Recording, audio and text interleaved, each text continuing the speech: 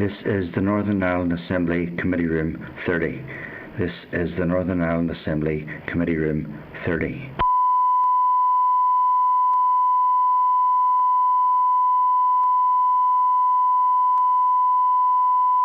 This is the Northern Ireland Assembly Committee Room 30. This is the Northern Ireland Assembly Committee Room 30.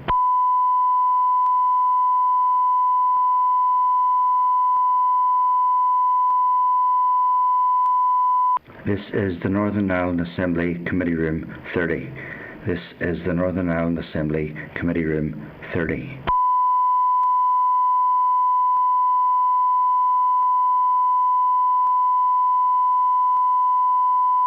This is the Northern Ireland Assembly Committee Room 30. This is the Northern Ireland Assembly Committee Room 30.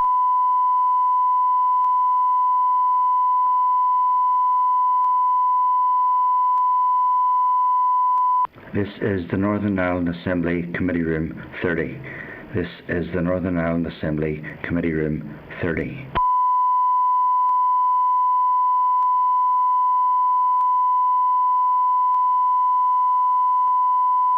This is the Northern Ireland Assembly Committee Room 30. This is the Northern Ireland Assembly Committee Room 30.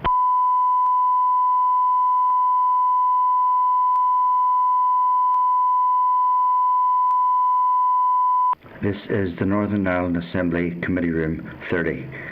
This is the Northern Ireland Assembly Committee Room 30.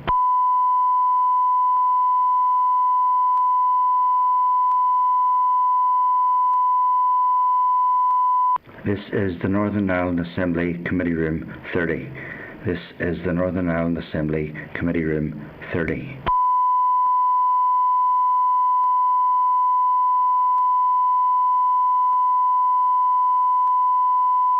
This is the Northern Ireland Assembly Committee Room 30.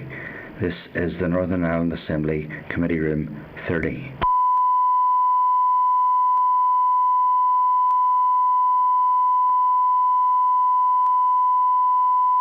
This is the Northern Ireland Assembly Committee Room 30. This is the Northern Ireland Assembly Committee Room 30.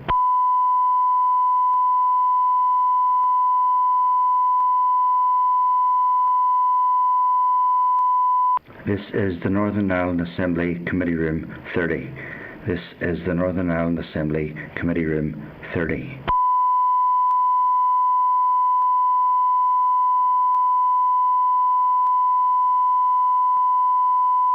This is the Northern Ireland Assembly Committee Room 30. This is the Northern Ireland Assembly Committee Room 30.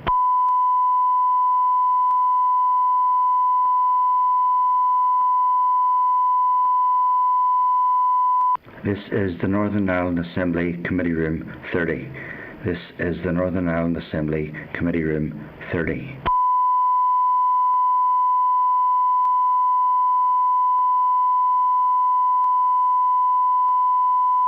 This is the Northern Ireland Assembly Committee Room 30. This is the Northern Ireland Assembly Committee Room 30.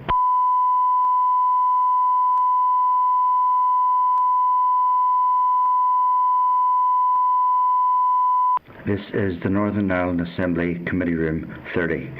This is the Northern Ireland Assembly Committee Room 30.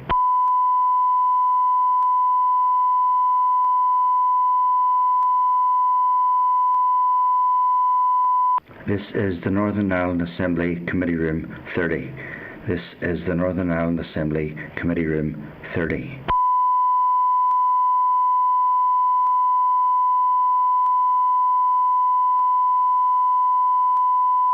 This is the Northern Ireland Assembly Committee Room 30.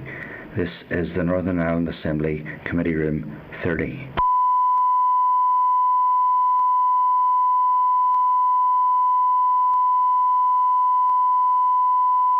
This is the Northern Ireland Assembly Committee Room 30. This is the Northern Ireland Assembly Committee Room 30.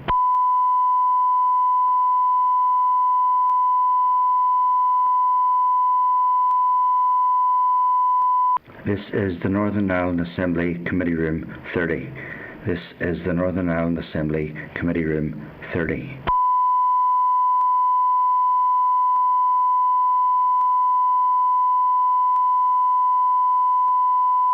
This is the Northern Ireland Assembly Committee Room 30. This is the Northern Ireland Assembly Committee Room 30.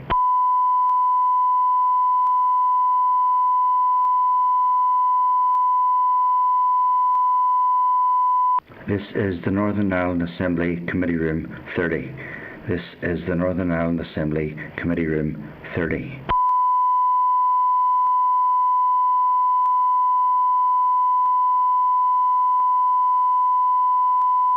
This is the Northern Ireland Assembly Committee Room 30. This is the Northern Ireland Assembly Committee Room 30.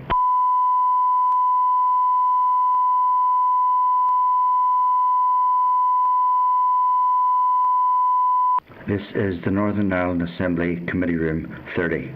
This is the Northern Ireland Assembly Committee Room 30.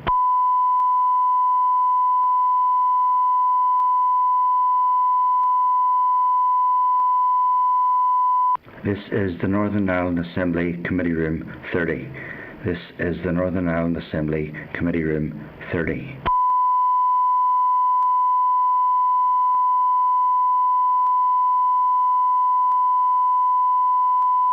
This is the Northern Ireland Assembly Committee Room 30. This is the Northern Ireland Assembly Committee Room 30.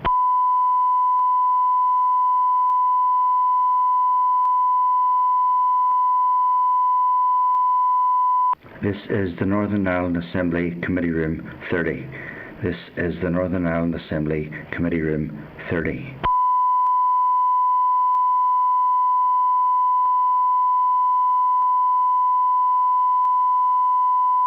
This is the Northern Ireland Assembly Committee Room 30. This is the Northern Ireland Assembly Committee Room 30.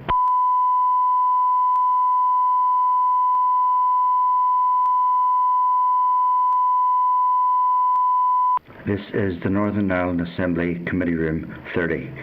This is the Northern Ireland Assembly Committee Room 30.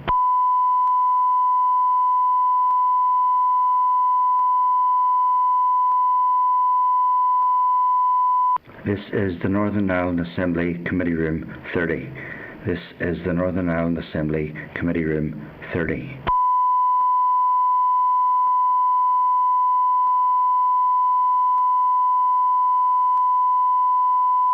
This is the Northern Ireland Assembly Committee Room 30. This is the Northern Ireland Assembly Committee Room 30.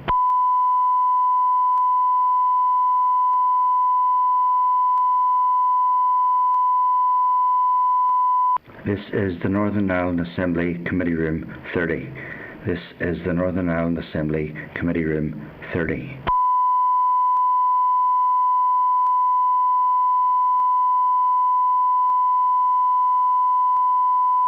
This is the Northern Ireland Assembly Committee Room 30. This is the Northern Ireland Assembly Committee Room 30.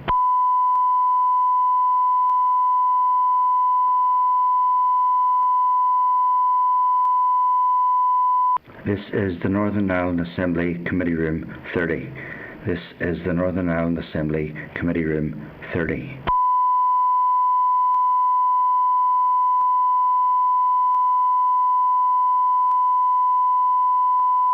This is the Northern Ireland Assembly Committee Room 30. This is the Northern Ireland Assembly Committee Room 30.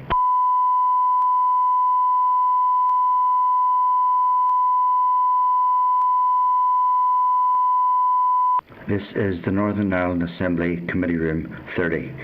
This is the Northern Ireland Assembly Committee Room 30.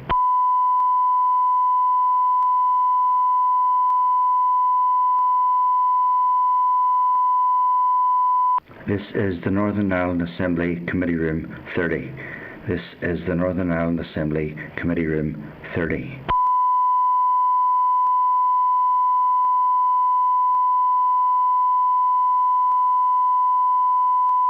This is the Northern Ireland Assembly Committee Room 30. This is the Northern Ireland Assembly Committee Room 30.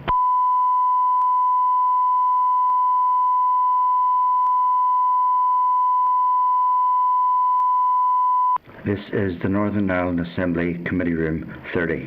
This is the Northern Ireland Assembly Committee Room 30.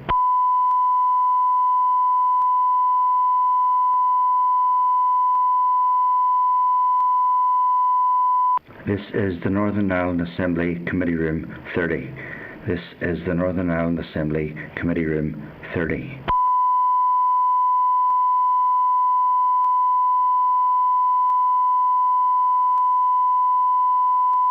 This is the Northern Ireland Assembly Committee Room 30.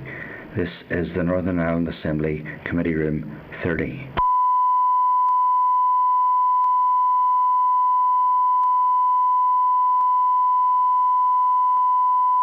This is the Northern Ireland Assembly Committee Room 30. This is the Northern Ireland Assembly Committee Room 30.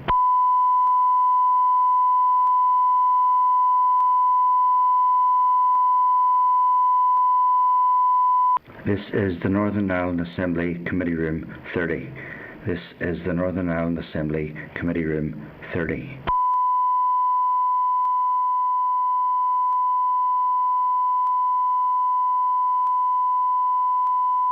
This is the Northern Ireland Assembly Committee Room 30. This is the Northern Ireland Assembly Committee Room 30.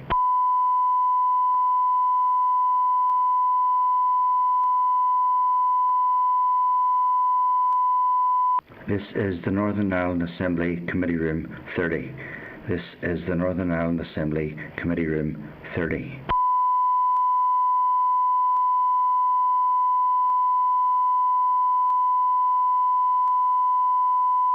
This is the Northern Ireland Assembly Committee Room 30.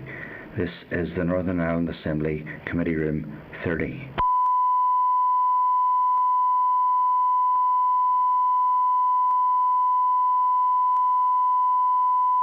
This is the Northern Ireland Assembly Committee Room 30. This is the Northern Ireland Assembly Committee Room 30.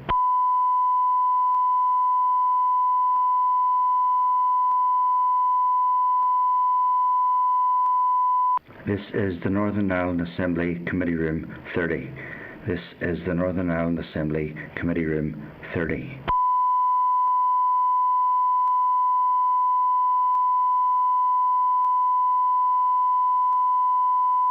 This is the Northern Ireland Assembly Committee Room 30. This is the Northern Ireland Assembly Committee Room 30.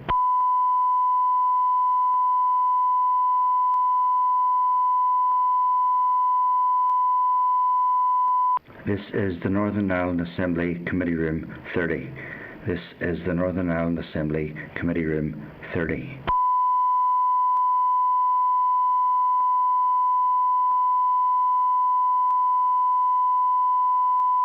This is the Northern Ireland Assembly Committee Room 30. This is the Northern Ireland Assembly Committee Room 30.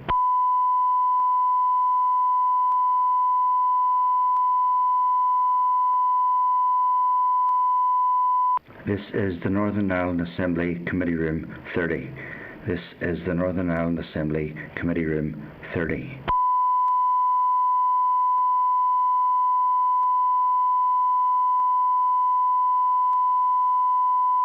This is the Northern Ireland Assembly Committee Room 30. This is the Northern Ireland Assembly Committee Room 30.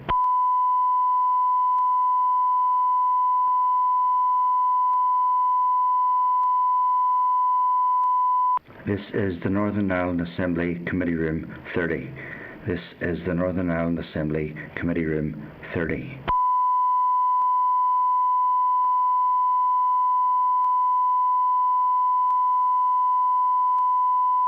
This is the Northern Ireland Assembly Committee Room 30. This is the Northern Ireland Assembly Committee Room 30.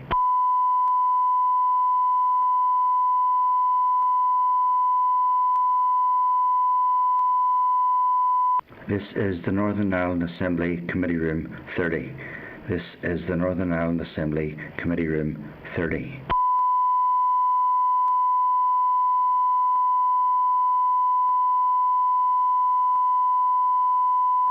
This is the Northern Ireland Assembly Committee Room 30. This is the Northern Ireland Assembly Committee Room 30.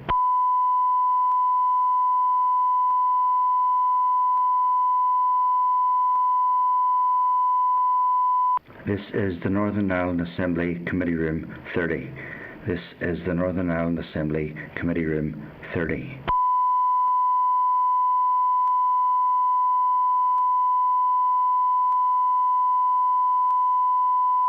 This is the Northern Ireland Assembly Committee Room 30.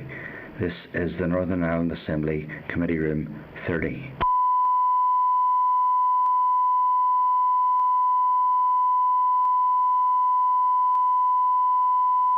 This is the Northern Ireland Assembly Committee Room 30. This is the Northern Ireland Assembly Committee Room 30.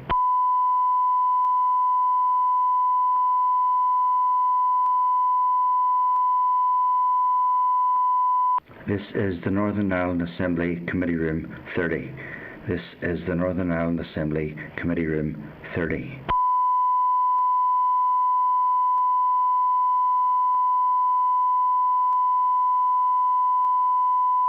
This is the Northern Ireland Assembly Committee Room 30.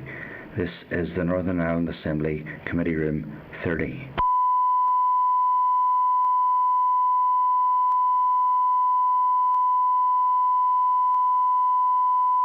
This is the Northern Ireland Assembly Committee Room 30. This is the Northern Ireland Assembly Committee Room 30.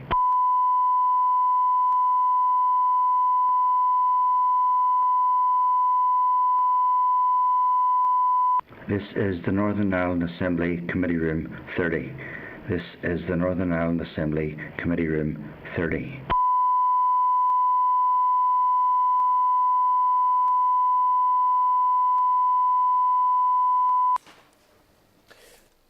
So, good afternoon everybody and welcome to the Executive Office Committee meeting. The meeting will commence. We have members in the room and I think I've seen at least 2 or 3 members on Starleaf. The committee meeting is of course being recorded and broadcast, and people can just keep an eye on their mobile phones beside microphones. We have received no apologies at this stage, but are there any apologies that members are aware of? Okay. Item 2 is the draft minutes of the meeting held on the 9th of December at page 5 of the meeting. Are members content that they're a true reflection of proceedings? Okay, then we can sign the meetings and that's them ready to be handed back. Matters arising, item 3. On page 11 of the pack there is a draft letter to the First and Deputy First Minister on the Common Frameworks process. As was mentioned during last week's session with the House of Lords Common Frameworks Committee, committees here have encountered some difficulties in scrutinising common frameworks because the agreed process to ensure parallel scrutiny across the legislators is not being followed by the executive departments. The EU Affairs Manager has gathered examples of the difficulties being faced by committees, and these are included in the draft letter. The draft letter is asking that the First and Deputy First Minister clarify how they think the process should be working, why the issues have arisen and the steps that they will take to ensure executive departments follow the Cabinet Office guidance on scrutiny. Now, we will have an opportunity to discuss this with officials in the new year, but this is just basically us highlighting the issues to the Executive Office Ministers. So are members content that the letter goes? Is it only Cabinet Office scrutiny that we're talking about? You know, because Principle 3 of the Common Framework, there hasn't been much of that has crossed our desk, which is the All Ireland and the North-South. It's all been about, you know, England, Scotland, Wales and trying to get conversion where it can. But I haven't seen anything around the I suppose, Martina, the process that's to be followed by all the devolves to ensure there's a parallel scrutiny. There was Cabinet Office guidance provided by Minister Chloe Smith, and it's just that it's been highlighted that that isn't being followed by our executive departments here. There are some committees, I think you might have even mentioned this yourself, getting documents before, you know, in Wales, for example, before we're getting them here, and it's just to ensure that parallel scrutiny happens. Do you get a sense, Martina, that there's a role for us and other committees in terms of the North-South element that we're maybe you see, there's 3 principles that they said that the Common Framework were going to be measured against and they were going to work within. And the third one was the All Ireland and North-South. We've strand 2 of the Good Friday Agreement. And what we have been receiving has been about maybe pressures that could be on the system because we were all consistently applying EU law across the island of Ireland and across Britain.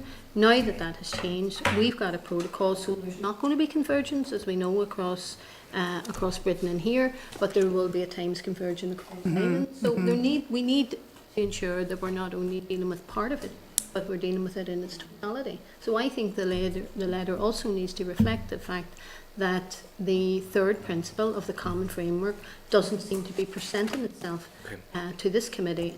I continue to the Department of Infrastructure Committee. We were this morning, it had its first ever briefing on common framework. Okay. Just for clarity, for my own understanding as much, because I think I want to know, is this one issue and that becomes an element to it, or is that a separate element that we could seek information? Because our common framework's not just between, it ain't just not UK based as it is, and that there if this letter is specific about common frameworks, but then the point you're making is that there is also common frameworks is one part and there is another part, and that we're not getting, I mean, would it be... No, it's contained within the common framework. The common framework is supposed to follow 3 principles, and one of them is the North-South All-Ireland principle that needs to apply. Okay. Well, that hasn't really presented itself to us at all. Well, if I make reference to that, are members content then that they don't need to see the draft as amended, that it's issues as amended to reflect your comments? Okay, Yeah. and that would be useful to get those, the feedback on that as well. Okay, so, as I say, officials are coming on the 13th of January, and actually that would be a good line of inquiry with them at that date. Yeah. And also, there were some suggestions as well at last night's debate about the involvement of the British Irish Council and common frameworks as well. So that sort of stuff can be explored at the meeting with officials on the 13th. Okay, members happy and content that we leave it there for that letter? Yep. I'm just conscious maybe with communications there, just that we're getting that screen somewhat. I'm sure it's not supposed to be. See Emma? Yes, Emma's there. Yeah, she's waving. Okay. The only one we can see, Emma. We can still see and hear you, so it just seems to be that The someone is sharing a screen. Oh, there's Pat. Okay, so look, members, we'll move to item 4, the Brexit oral evidence session with departmental officials on Brexit developments. On page 21 of the meeting pack and pages 4 to 69 of the table pack are the relevant papers. We have departmental officials in attendance to talk about the recent Brexit developments, and we are...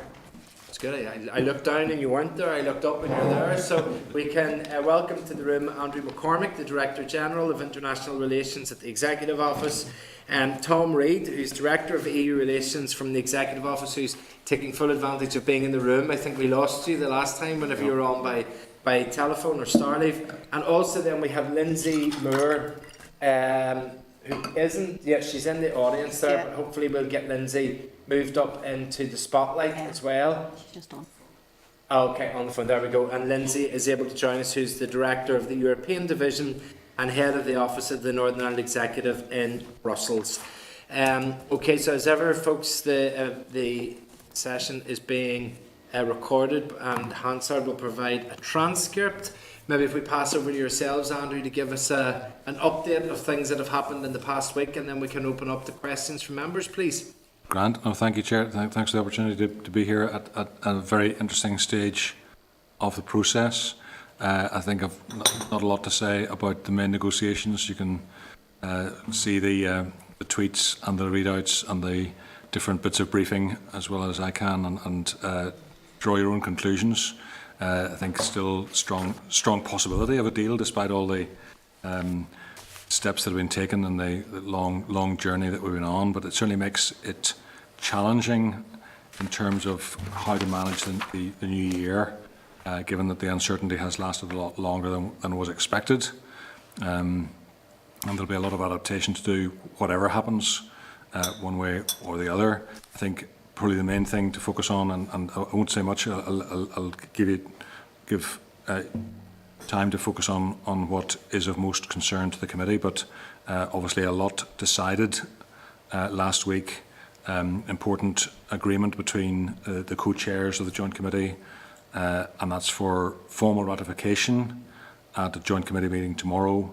But the decisions on the protocol give some very, very important clarifications in relation to the way the protocol will operate, issues that we've been debating and discussing ever since it was signed in October of last year, or agreed October last year and ratified in January. So a lot to be looked at there, a lot of detail to be worked through to balance what are necessary and vital interests from our point of view in terms of the movement of goods in both directions across the Irish Sea, and how that reconciles with the obligations under the protocol. So there's a way forward on all of that. It's quite complicated. Maybe just summarise briefly the areas where there have been decisions. The decisions or the draft decisions were published by UK government last Thursday night, and they cover the issue of several of the decisions, not all of the decisions that are specified in the protocol for the Joint Committee, as in decision on at-risk goods, definition, what does that actually mean in practical terms? So that's moved on. There was the question of the ceiling on subsidies for agriculture and fisheries that would be acceptable under EU state aid. That's resolved, and that's one of the ones that's probably more straightforward. There's the issue of Commission presence, where an accommodation has been found, a low-key, pragmatic solution on that one.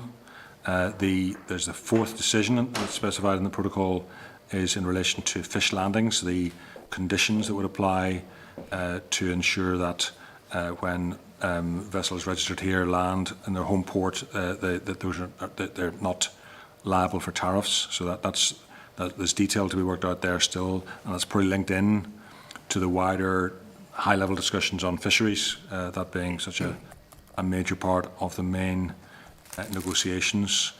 Those are the specified decisions, as it were. On top of that, as we've discussed before in this committee, the other issues were in relation to the detail around movement of agri-food products from GB to NI, and so they're important ways forward, important pathways agreed in relation to export health certificates, which was a massive concern for the sector, for all agri-food importers, retailers. So a way forward, especially in relation to the vital issue of supermarket consignments. So that there's a way forward on that. Also a way forward on the complex issues around meat products, chilled meat products, all of that, which was emerged and needed to be resolved. And there's a pathway forward on that with a time-limited derogation. So those are also then the two issues that were right at the heart of the internal market bill. So the question of exit declarations, a way forward on that, so that UK government has committed to providing the essential information that is relevant to those in a different way, and hence to minimise the obligations on people moving goods, on traders. That's a big step forward, and then a narrower definition of the issues in relation to state aid, which helped us through on the state aid issue that again was the so-called reach-back provisions that were controversial in the internal market bill. So all of that achieved in time for the government not to need to proceed with some of the controversial clauses, both in the internal market bill and in the taxation bill, and that was clearly an important necessary step in relation to the negotiations, but the negotiations on the main FTA and all related issues continue, and some of those obviously are affecting vital interests here in relation to, for example, north-south transport, data flow, and all the other top issues that are of concern as we get ready. And getting ready is now the issue, helping to turn these decisions into maximum possible clarity for businesses and allowing that to move forward. So that's main events. If we went back another week, it'd have a spiel just as long, but hopefully that's enough to set the ball rolling. Okay. Well, look, thank you very much for that. And obviously, it's a landscape that has changed and changes regularly.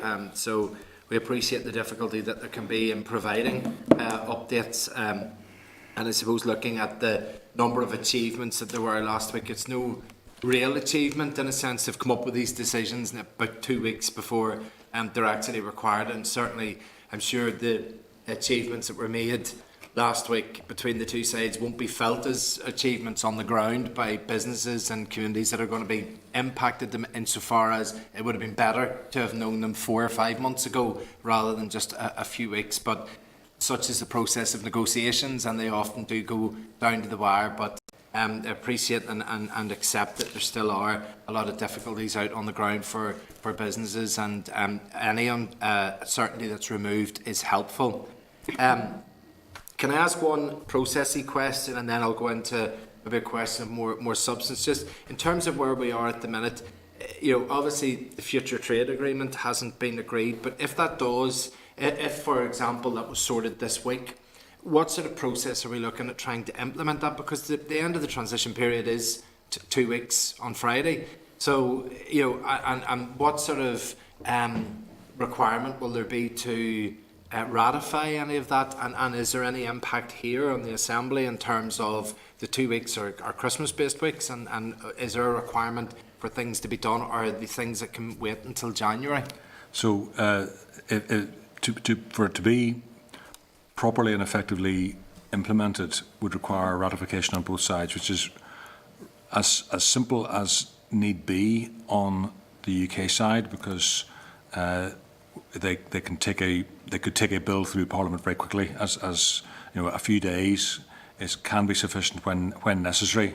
As we know well in relation to the various ups and downs of various provisions for Northern Ireland talks, and when Westminster can go through the stages very, very quickly, and that's, as we speak, still possible in terms of if there was a deal and a need to take a bill through Parliament, that could be done.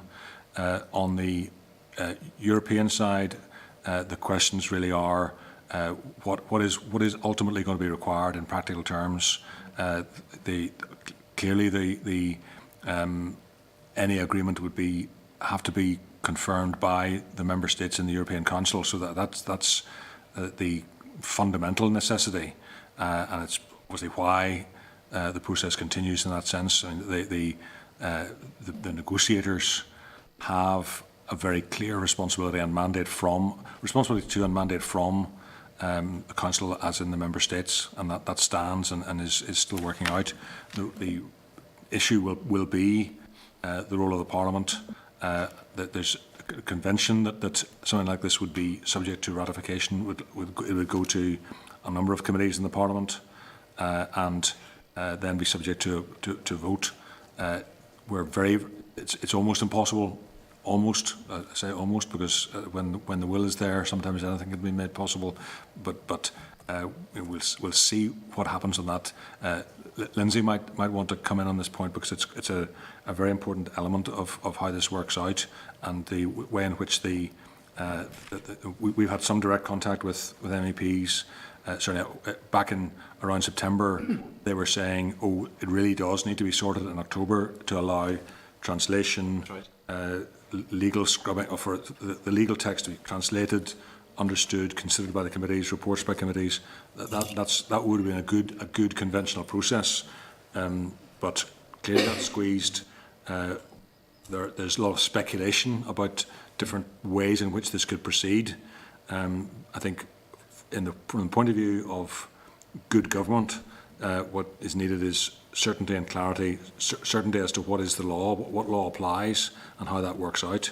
I think there's again, coming back to this side of the water, this side of the English Channel, then you'd be seeing the question would be asked as to whether there's anything in devolved competence. But again, there's no time for an assembly process, even if that was essential. But maybe see if Lynsey wants to add on the European Council, European Parliament process. Okay, Lynsey. Yeah, thanks, Andrew. And I mean, as Andrew said, our understanding is that it could provisionally enter into force if there was agreement with the Council, but of course the Parliament will want to have its chance to scrutinise it in the committees. I mean, there are a number of committees that would be interested in this. Obviously, the committee that deals with trade, but also the internal market and external relations and constitutional affairs as well.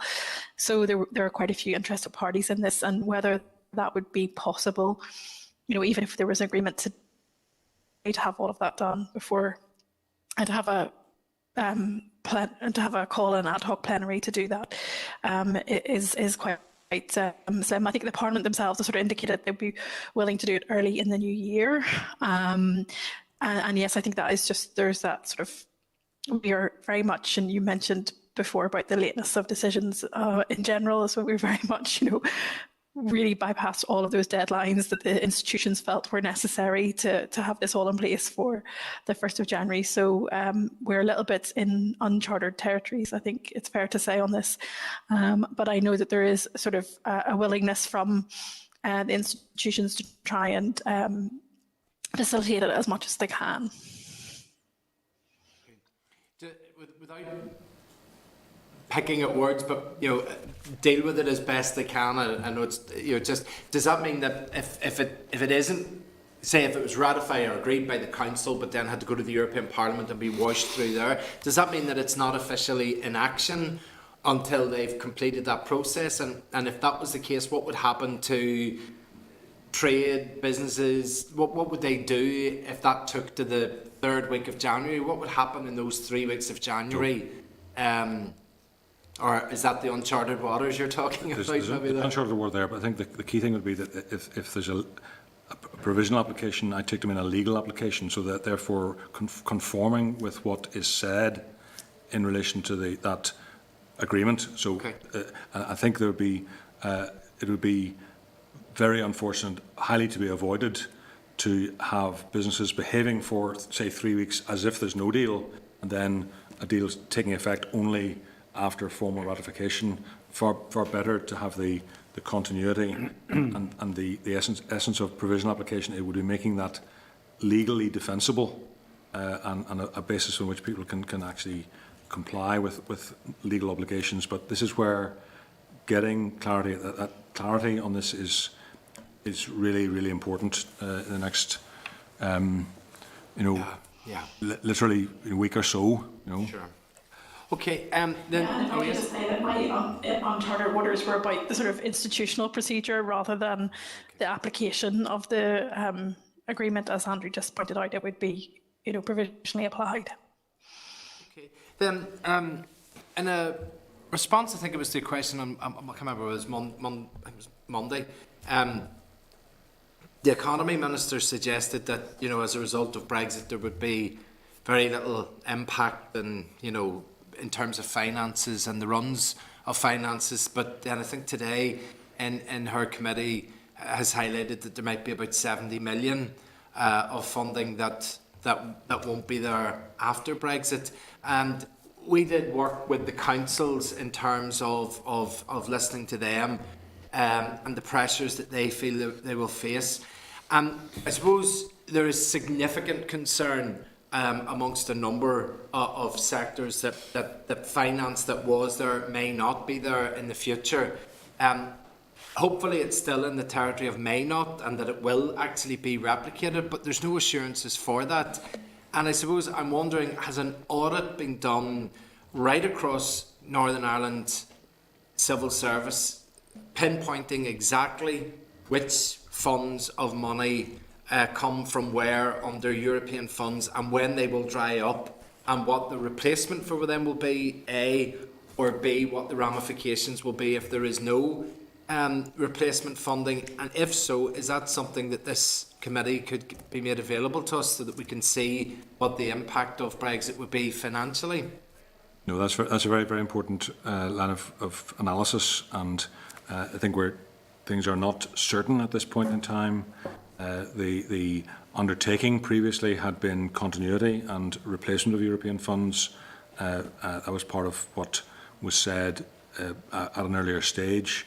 The outworking of that and the way in which the way this will be handled by UK government is, there's more to come on that. There's more things to be said about that. Some of which will lie with Department of Finance in their work, both on the main budget and how that plays out, which is obviously a main topic for ministerial consideration at the present time at this stage of the year, and then into Peace Plus as an agreed element of what this was all looking at. So that's I don't think I have much to add to what you've probably heard before at this stage, because there's a work to be done just to be absolutely clear on a comparison of before and after, you know, and that's the anxiety would be that the previously promised continuity would not be fulfilled, and that's probably where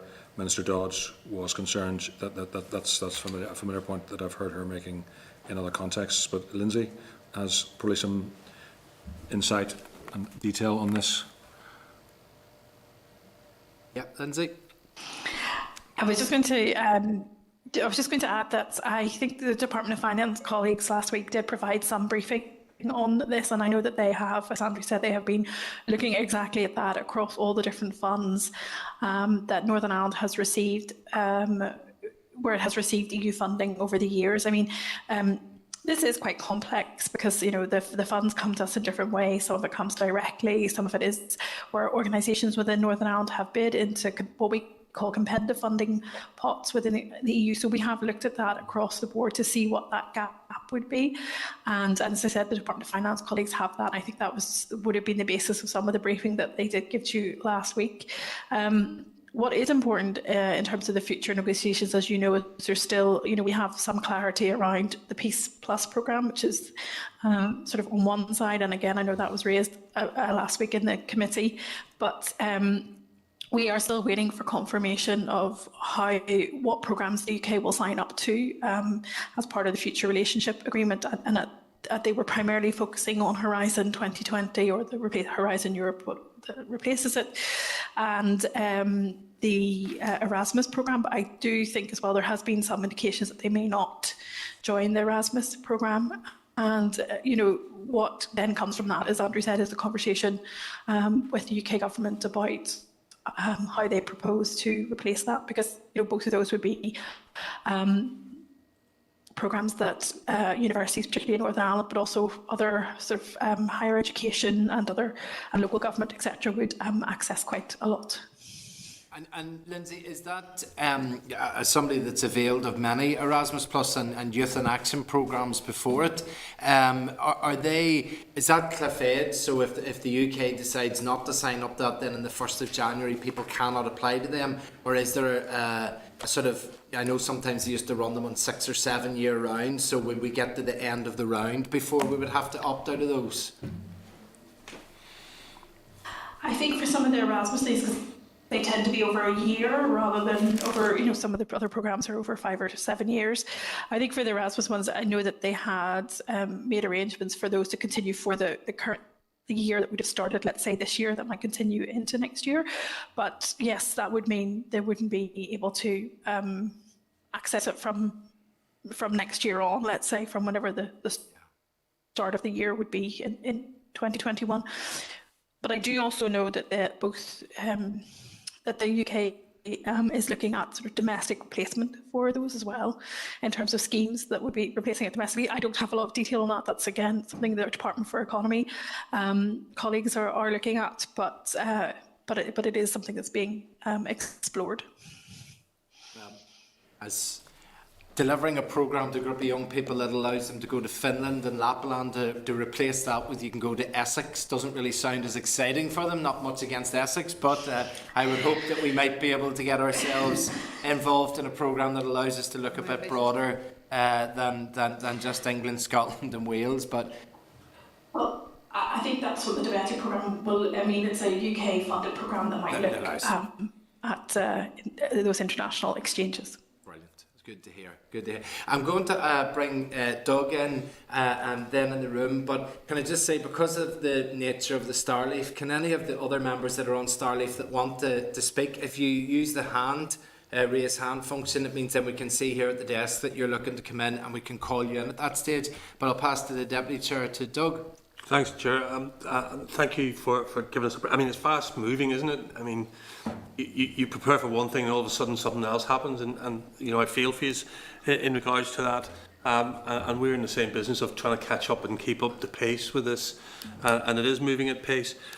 Can I maybe just drop into the weeds a little bit, Andrew, if you don't mind, on a couple of issues, and these might already be out there, but I'm just trying to clarify them. Could you give us your understanding of, as of the 1st of January, how do we stand in regards to animal veterinary products, medications and stuff as of the 1st of January? Do we, in Northern Ireland, have to abide by EU regulations in regards to veterinary medications? So there's a 12-month adjustment period for human and veterinary medicines. That's one of the things that was announced last Thursday night. Right. There's a draft decision which is subject to formal approval at the Joint Committee and the European Council, but that's favourable and helpful and allows time for adjustment. So ultimately there'll be a need to comply with the regulatory obligations that arise under the protocol, but there's a 12-month adjustment period. So obviously our main engagement on that issue has been in relation to human medicines with Department of Health and the Chief. We've had important discussions and engagement between Department of Health here and DHSC and the MHRA, which is the regulatory authority for the UK. That's been working very well, but the same derogation, the same adjustment period applies to veterinary medicines as well. So there'll be a time to adjust. That yes, once that period ends, then the protocol requires continued alignment, as in so many things, with the regulatory regime. But this means that any adjustments needed in terms of how goods move, all the obligations on labelling, how it's all dealt with. There's time to make that adjustment. So that's one that's again relatively low down our anxiety list. No, and I kind of get that, and that sort of period of bed-in, which gives us till January 2022, is what we're saying, and that's for human medicines as well. Yes. How does that work then with the COVID vaccine? What happens if we purchase a COVID vaccine, say the Oxford vaccine, which is cleared by the UK Standards Agency, and we start applying that here in Northern Ireland, and the programme is such that it runs on beyond that 1 year? Are we saying that come January 2022, if that programme hasn't finished and the EU have not agreed the Oxford vaccine, that it would have to stop being used? I would doubt that would conceivably arise, because there'd be such a need for the regulatory regimes to stay in step. So I think the expectation on that one for me would be that regulatory approval in both the UK and the EU. We've seen that on the Pfizer vaccine, those have not moved at identical pace, but they're moving broadly in the same time frame. So I just don't think that issue would arise. Again, unless colleagues have anything to add on that, I don't think there's any risk on that at all. And that's fine. I mean, I take that. And really just trying to tie that down, if that would be that cliff edge. But I absolutely get that we have to abide by the EU rules come January 2022 then, and that's for human medicines as well as veterinary products. Can I then just take you on to another piece of it in the weeds? This business of movement of parcels into Northern Ireland, there's nothing there. What's the outcome of this? A pragmatic approach? What pragmatic approach are we talking about? Well, that's still to be resolved. So that's one of the things that was, I think, in the announcement last Thursday night, was still to be resolved. I think, again, there's great sensitivity in terms of market competition, and so there's a need to just look at something which is as fair as possible from all perspectives. In terms of the way in which goods move between ultimately suppliers and consumers, the parcel, the way the market works, that's been a very expanding aspect of business. It's huge. And it's important that as well as seeking something which is facilitates access, that is easy and straightforward for consumers and avoids excess cost. As well, you don't have something that distorts competition, and that's all those considerations come into it as to what would be the best landing point and how that would work out. But that's one, as a matter of fact, isn't settled, and there's further resolution required on that. Again, to Tom and Lynsey if they want to add anything on that, but that's one that isn't yet resolved. Yeah, the only thing I would add to that, Andrew, is another one of those areas where the devil's in the detail, in a sense. My understanding is HMRC are engaging with parcel companies around developing guidance, and it goes back to, I think, a point Andrew made before. The intention is very much to streamline it as much as possible and minimise the impact on consumers. But as yet, we haven't seen the guidance or the outworking of those discussions. And what's the concern? I mean, I guess the concern is that goods in GB could be parcel post to Northern Ireland with contents of it which don't comply with the EU regulations. Is that the basic terms the issue? So I mean, this is probably, we're not in the agri-food space. There'll be not that much by way of that category of good coming in. It's more. This is more than a distortion of trade. If there were incentives to, if the main regulatory regime has got this right, a proper balance in relation, especially to the at-risk goods issue, if that's solved at the highest level, the at-risk goods issue means that a very, very large proportion of goods coming in by freight are exempt from tariffs. So therefore, you'd expect then the vast majority of what comes by parcel post, again, even in a no deal scenario, should be straightforward. But if I think there's a genuine point to be considered here, which is that if you create an additional incentive to do things by that route as opposed to the other routes, if it becomes a distortion of competition, then that's questionable. I'm not saying that leads you to any particular obvious conclusion. It may be that the simplest conclusion is to avoid any additional bureaucracy, but it's not a straightforward one, because the volume of what's going on in that part of the market is now so significant. So I think it's just one. This is, as you say, in the weeds. This is, but actually a lot of detail is there. There's money to be made in the weeds. Is maybe one way to put it. And it certainly is. But am I right in then saying, but this particular issue about, and the reality is it affects constituents, it affects people who we represent, and that's why it's important to talk about it. But this issue of parcels, there's no delay in this. I mean, the 1st of January, this needs to be resolved. Is that what we're saying? That's what needs to be clear. What's the worst case scenario then come the 1st of January if it's not resolved? So the default, I assume the default would be an obligation for there to be a customs declaration on every parcel. I think that would be the default. And I've bought a few things from Amazon that have come from maybe Switzerland or somewhere, and what you get as a parcel, and as part of the label, is the customs declaration. Oh yeah, absolutely. So it's not so for non-EU goods coming in already. It's relatively straightforward. The question will be, does it add a cost which then distorts the market? So that needs explored, but very quickly. Yeah, and you're absolutely right. That declaration that we're talking about it's just something as part of the parcelling. It's not a huge ask, but it becomes a huge issue when people don't know about it come January, and they're sending which don't have it, and parcels are suddenly not making it between A and B, not making it between GB and Northern Ireland. So this is again where there'll be just a lot.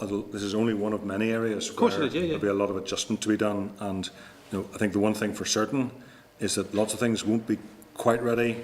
Some things won't be that ready at all, and so January there'll be a lot of adjustment to be made. But that's just how it works out, and I think the important thing is to keep things as steady and normal as possible. I think all the authorities would recognise that's the right thing to do, to keep things flowing, keep things steady, keep people trading and proceeding, and then making sure that the obligations are clarified and that enforcement is done in a sensible, graduating way. Not coming down in a very draconian way from 1st of January, but recognising that there's an awful lot of market adjustment required here, and clearly the thing that will need to be avoided would be material distortion, where there's new directions of trade, new ways of working which are not legitimate. Yeah.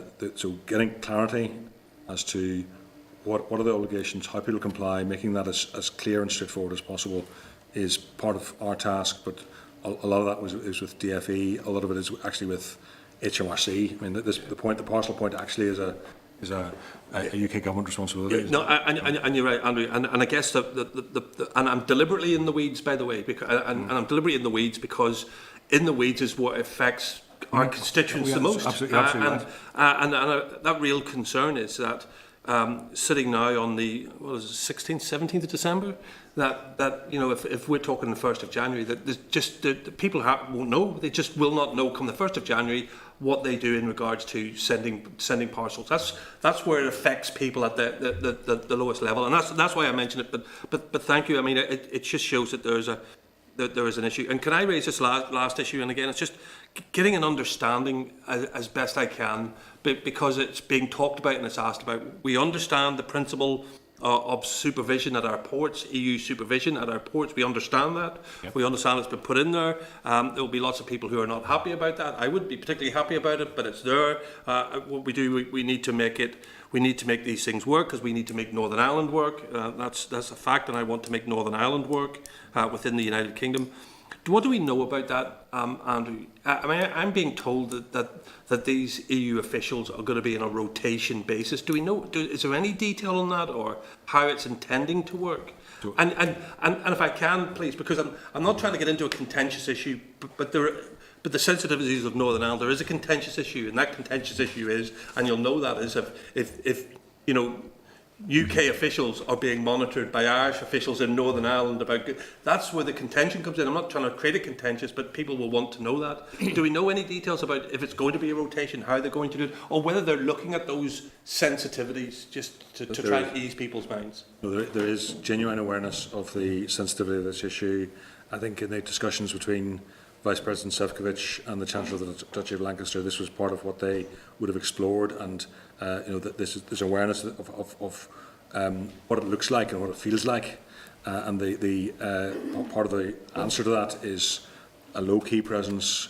I don't know the detail of how the staff will be deployed, and again, there'll be a balance to be found between continuity, so that people are familiar with what's happening and sensitive to things, and then fresh eyes. There's always that balance in a lot of administrative contexts, to have a proper balance there, but and they'll have access to databases. So not everything needs to be done physically as a presence. There's presence, but there's also access to information, so that there can be clarity as to what's going on.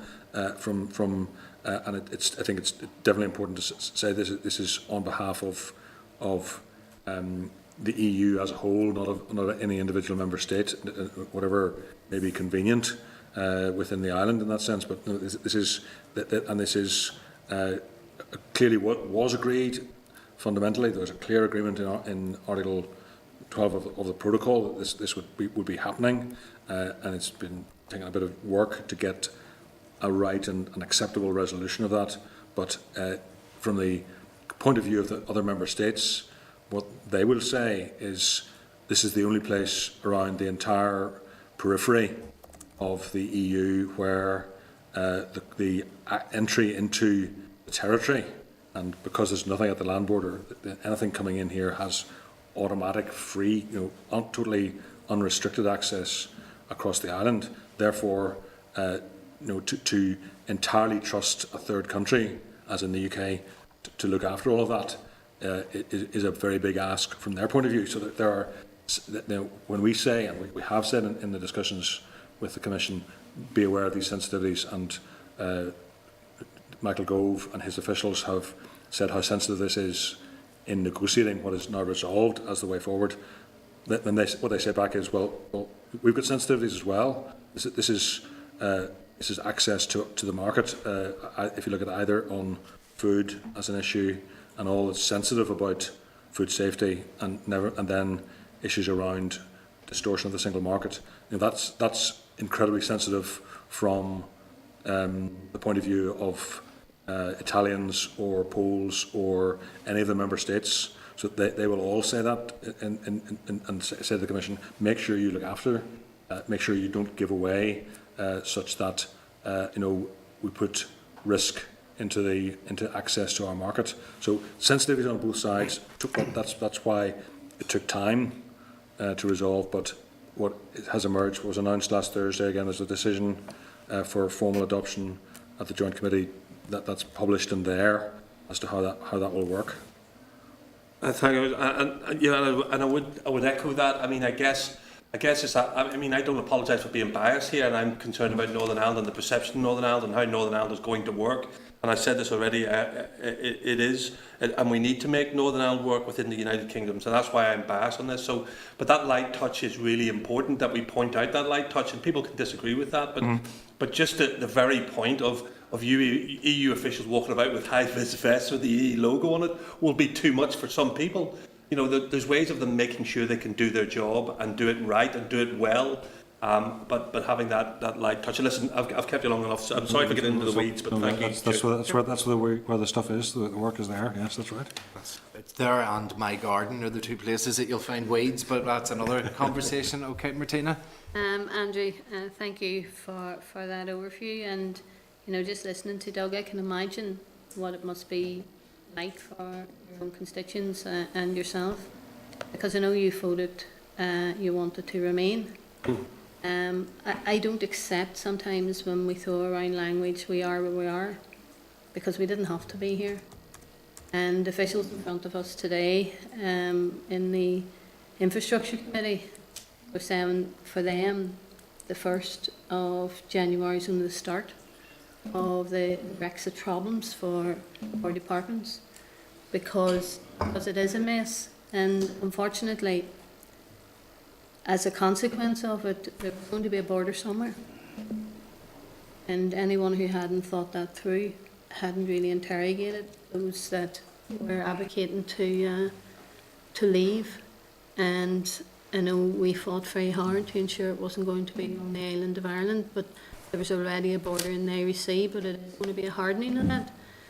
So, listening to what you said and reading the information that was presented today, the 3 months for SPS, the 6 months delay for chilled meat, and the 12 months for medicine that Doug has asked about, those are only periods of time for a transition, almost an extension of the transition, even though this says there wouldn't be an extension of the transition, but there is an extension of the transition for these particular subject matters.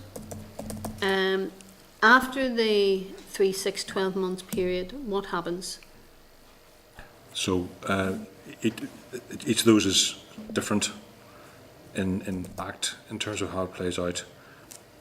So on the 3-month grace period, or pathway to compliance is a phrase that's been used, and I think it's a good phrase. It's recognising that this is a very large change with the significant volume of export health certificates that are required on supermarket consignments. So for that category of goods, which are so fundamental to the flow of retail product for here, that's an enormous number. And for the supermarkets, the authorising authorities who have to sign off on these certificates, and then the processors as in DERA, as they operate the controls on SPS goods. It takes time to adjust, and that's 3 months is quite a short period and very challenging. But on the other hand, this has been a known issue. I mean, a number of times I'm sure you've had business representatives at this committee or other committees from the springtime, if not before, saying we see this requirement. It's a both a cost and a major inhibition to trade. So the export health certificate one was known and well understood, and it's taken time to adjust. But after that's over, then there needs to be compliance. In other words, that all the relevant goods arriving at the ports of departure on the other side of the water need to be arriving with the right certification as April begins. So that's April into April. That's when it starts to need to be a necessary requirement, and I think this is where the form that takes is a statement of how by the UK of how this will operate, and the fact that then the Commission noted that's what the UK was saying it would do, and recognising that as a implicitly acceptable way forward towards compliance. If we come to the issue of meat products, that would be compliance with the EU. Then well, the obligation is to the bit to be complied with is for everything arriving to have an export health certificate in compliance with the acquis. So that's what needs to. That's been known from the signing of the protocol. It was known that was there. No, I accept that, but I'm just picking up on something that Doug has said, because it's about people out there understanding what's going to happen. So in 3 months' time, regardless of where you were in terms of Brexit, but in 3 months' time, people need to know that there will be regulatory divergence with Britain in terms of some of these matters. So if it's regulatory compliance with the EU acquis, then it's regulatory compliance with EU law. The requirement for a certificate applies irrespective of whether or not the UK exercises its rights to diverge. So divergence is a matter for the GB authorities in the future, and the extent to which they exercise that is entirely for them. Well, we know from the lead papers. We know from the lead papers they intend to do that. Well, it'll depend on what they sign up to in the FTA. So if there's it's still possible that there could be an agreement in the main negotiations where effectively the degree of divergence on SPS relevant products might be relatively small, and certainly the UK government has always declared its commitment to maintaining high standards. Of course, then you get into all the debate about what they want to do in terms of the other trade agreements they would make with third countries, with the rest of the world, US, etc. All of that debate comes in. But the part of the point here is that goods coming here, the certification obligation will apply whether or not there's divergence. If there is divergence, then what the certificate would have to confirm is that the products entering here would be compliant with the EU regulatory regime. So that would be an extra layer of obligation if GB diverges. But that may not happen at all, conceivably, under an FTA, or it may happen slowly, or it may happen radically. That's not known. What is certain is that even if there's no divergence, the certificates are required on that range of products. Is it okay to move on to the other two that you mentioned then? So on the meat products, again, this is a unilateral declaration by the United Kingdom declaring what they will do, and that includes elements of providing, again, a new form of certification for these products. So that part of the reason, because they're so-called prohibited and restricted, so the point about this range of products is that there's a prohibition on them entering the EU, and that's to protect the market against unsatisfactory product coming in from third countries, and this is a sensitive issue for other member states looking at their neighbours, and so this is not one that they were at all comfortable with, given the potential risk of precedent. So that's why this was quite difficult to negotiate. So I think you said earlier that we should have been here earlier.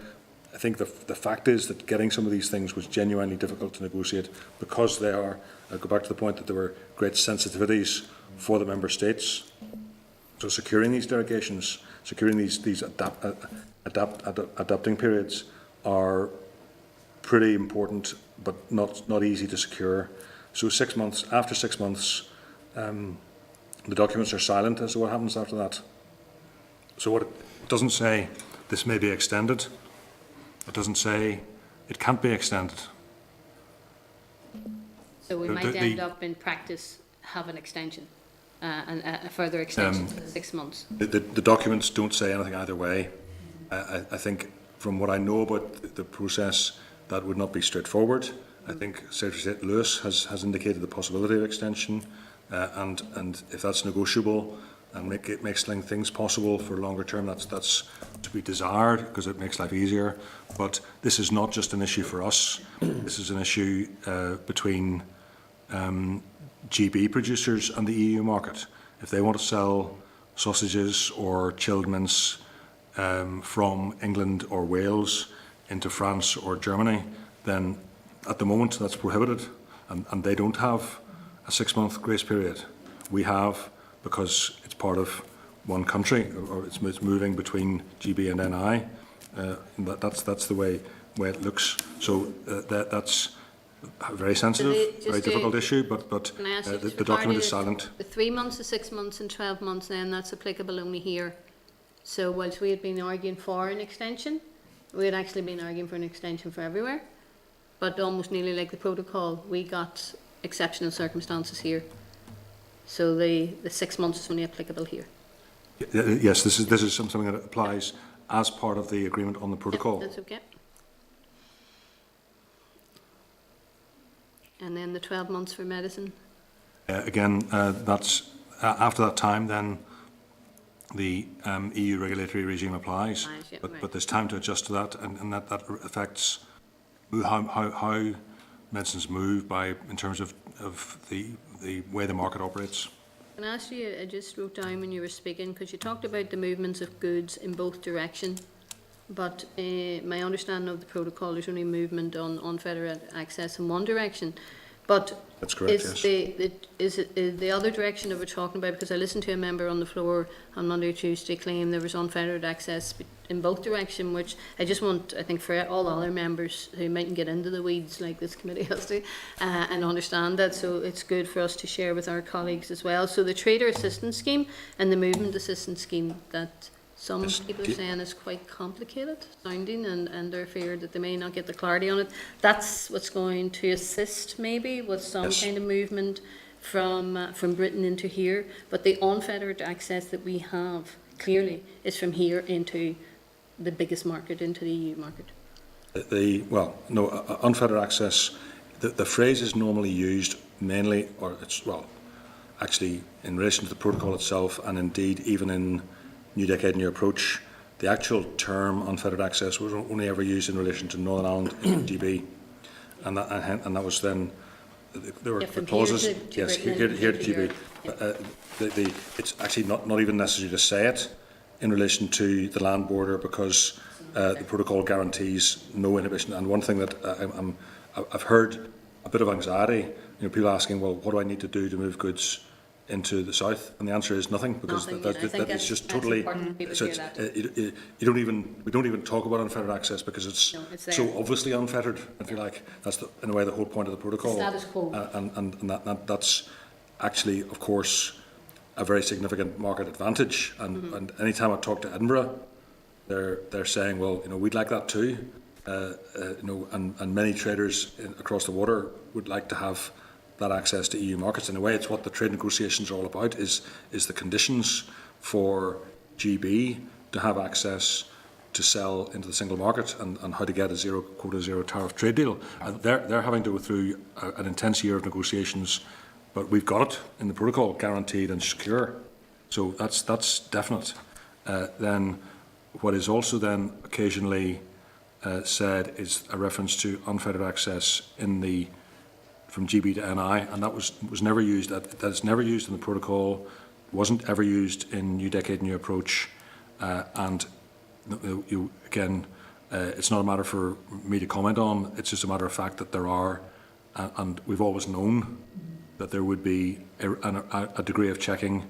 The more recent presentations from, as in say the command paper in May, or the further papers recently, is emphasising that some of that is there were some elements of checking even in the status quo, even before EU membership, because of the nature of the island as a a single epidemiological unit. That stands. There's certainly more checks than before, and hence the sensitivity is known and understood. It's something we talk about when we're talking to colleagues in Brussels. We recognise that this is politically sensitive, but this is the solution that was agreed, and making it work pragmatically in as low-key a way as is possible, minimising the costs. So the Trader Support Service, which is dealing with customs, and the movement, the MAS, as announced last week, which helps with SPS, those are both facilitating and taking cost away from the traders and helping things move. So it's not unfettered access, because there is a need to protect the single market. That's the EU's position, but it's as smooth as can be in the circumstances. One final question. I think that's important. Sorry, it's important to emphasise that point, Martina. It's, as Andrew said, it's about minimising the impact and not making it streamlining it as far as possible, but recognising there is a need for checks. Yeah, and that's what we all want. Yeah. And that's what business and everyone wants. The 70 million share that you spoke about that was mentioned this morning that would be lost, because that doesn't commute with what we were told last week. The officials that were here from the Finance Committee, or the Finance Department, and maybe Lynsey, you may know a little bit more on this, because they had mentioned there's 750 million of structural funds that comes in here. Now, maybe Minister Dodd says meant 70 a year or 70 every couple of months. I don't know what she was referring to when she said 70, because it wouldn't be 70 in a tranche of 3.6 billion, given that farmers have already been told there's going to be 34 million of a loss over a 3-year period. So once they had been guaranteed the money was going to stay the same, they have been told now that's no longer the case. And then the Finance Department officials told us there's 750 million from structural funds that the British government has actually set aside 220 million, but that's for England, Scotland, Wales and here.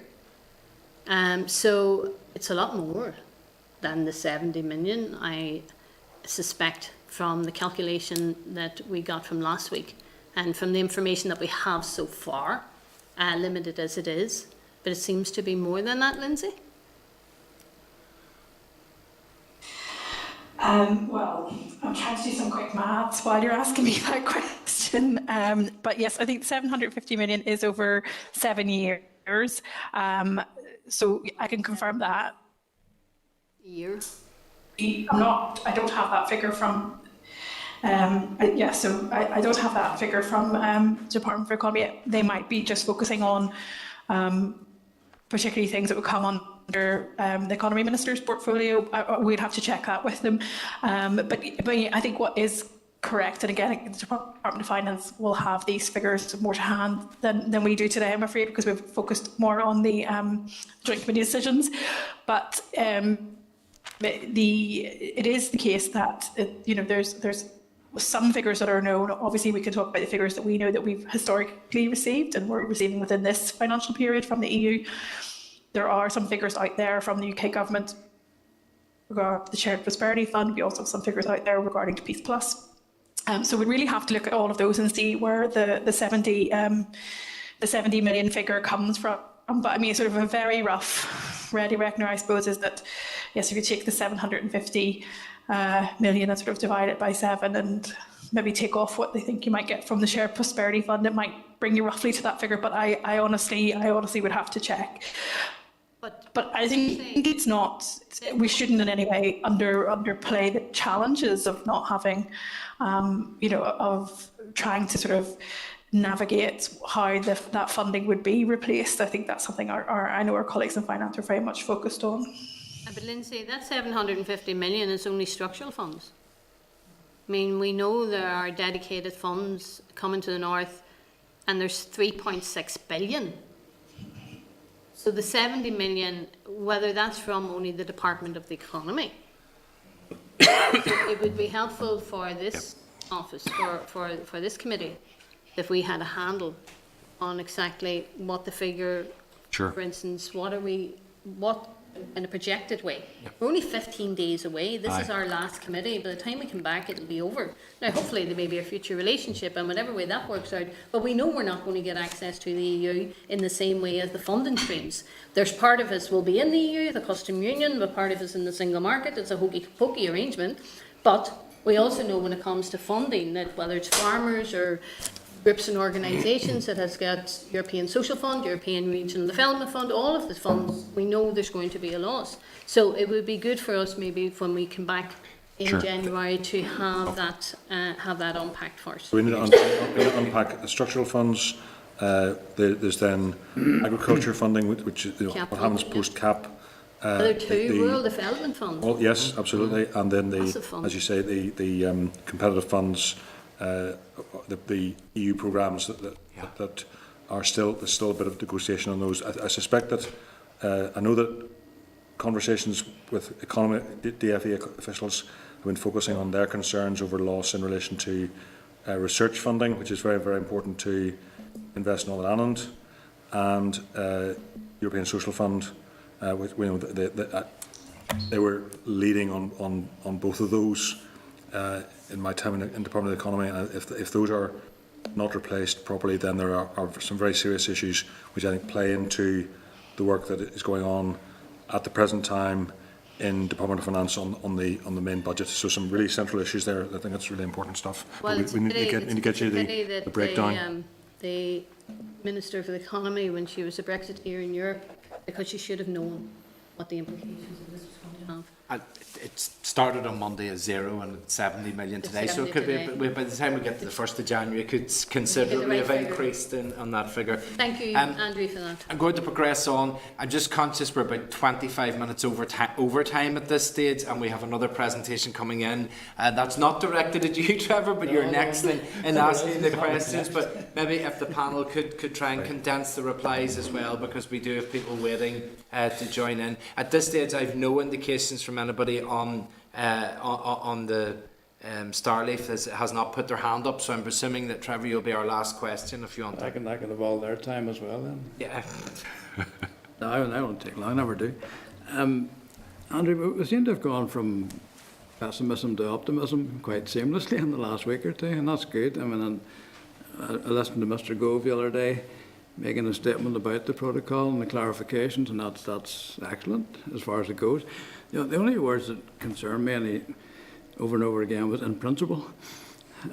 Could this still be derailed by a no-deal outcome, or is this part of it, as Northern Ireland Protocol, now set in stone that we can rely on most of what was in his statement? Well, the original protocol that was ratified as part of the withdrawal agreement, so in that sense it was firm from January. The announcement last week, assuming confirmation, is still subject to a formal sign-off in the Joint Committee. So what was published last Thursday night were they're all described as draft decisions, but my understanding is they are holding firm solidly. So I'm not aware of a word having changed from what was published on Thursday night in terms of what will go forward for ratification and should be approved very soon now. And then those things would be, they've been through all the approval processes on the European side. They've been through what's called an A point at a council meeting, so that they've been formally, I think maybe that's tomorrow morning, we're expecting them to be formally approved, and therefore they become operable whatever happens on the main trade negotiations. And in fact, the decision in relation to at-risk goods was very much related to that. If there is an FTA, then the question of tariffs in relation to goods which are so-called at risk of entering the single market, that goes away. It doesn't. There's still customs complications even if there is an FTA, but the issue of tariffs would be removed. So, in fact, part of the reason for negotiating that, part of that reason that was an obligation under the Joint Committee, was in case there wasn't a deal. So these bits are then secure. There is no mechanism by which they can be overturned, and the UK's withdrawal of the relevant clauses in the Internal Market Bill and decision not to proceed with a clause in the Taxation Bill, that domestic law tension is gone. So that sense, I should have just said yes, Chairman, sorry. You're learning. Right. Slow, committee work for slow learners. Don't you call me a slow learner? No, I accept all that. I'm glad you explained it because that's what I wanted you to do. The question of supermarkets has come up once or twice in the last week after the clarification, because the wording of the Mr. Go's statement and the written stuff in front of us here. Yes. And it refers to, I think it's okay actually, but it refers to authorised traders like supermarkets. And that raised a hair or two because smaller retailers, food retailers in Northern Ireland thought they might be in a different category. But can I take it that, you know, Tesco and so on, they bring in their stuff themselves, their own supply chains, all the big supermarkets do. The smaller ones would use wholesalers over here, like Musgraves, I suppose, who import the stuff and then distribute it. So can we take it that the same rules would apply to wholesale food importers here as would apply to retail food importers? So the document says that this is restricted to food suppliers which are approved by the UK authorities after they demonstrate a range of trust criteria. I'm just reading, that's what the words say, and there are then specified steps in relation to labelling, so a reference to mustn't be marketed outside Northern Ireland, solely for sale to end consumers. So the question is getting onto that list, getting those who are moving the goods as for that to be interpreted in a sensible, pragmatic way. Yeah. And that's current work in progress to make sure that is as facilitates the flow of food as much as possible. So I think that's we have to be just hopeful that will maximise the supply and make sure that the flow of goods is as normal as possible. But the words are there in the document that was published on Thursday night, the one called, let me get the title of this. This is the draft unilateral declarations on official certifications. So that's the important categorisation there. It refers to a list to be approved by the UK authorities. So that should be as positive as possible. And the last wee point, Doug mentioned the sort of parcel post situation, Amazon. I, like yourself, would get plant products from Amazon. A lot of people do. Mm. And from Suttons and whoever, garden centres across the water. And I presume at the moment there must be a level of certification required because of the risks involved, even if they're coming through the post rather than through the docks. Is that, can I take it then there shouldn't be any real change in terms of the supply of live plants or bulbs or whatever, seeds into Northern Ireland coming from the UK? Would it still be much the same arrangement? There's a I think we talked on a previous session about the outstanding issue of the need for confirmation of equivalence. So for the designation of the UK as a so-called equivalent third country, so that there are legal steps still to be taken, but that should take care of some of the points you make, at least in relation to seed. I think there's I just would hesitate unless Tom or Lynsey have a clearer point to make about plants. As such, I think that might still be in the work in progress. I think that's still a work in progress unless Lynsey's able to add anything to that. But I think it's the same situation that's coming down to the third country. Yeah, I would rather buy them locally anyway. To tell you the truth, I bought 15 strawberry plants from Amazon the other day, and 13 of them died. But anyway, that's by the way. Alternative suppliers are available. Oh, yeah, exactly. Yeah, but between your plants and Doug's weeds, and you're getting things from Switzerland, we're doing quite well today with our parcels. Yeah, shop locals. global village. That's the end of my questions, Chair. Thank you for the opportunity. 5 minutes, thank you. Yep. And Pat Sheehan is next. Then we have Pat there. Do you want to ask your question?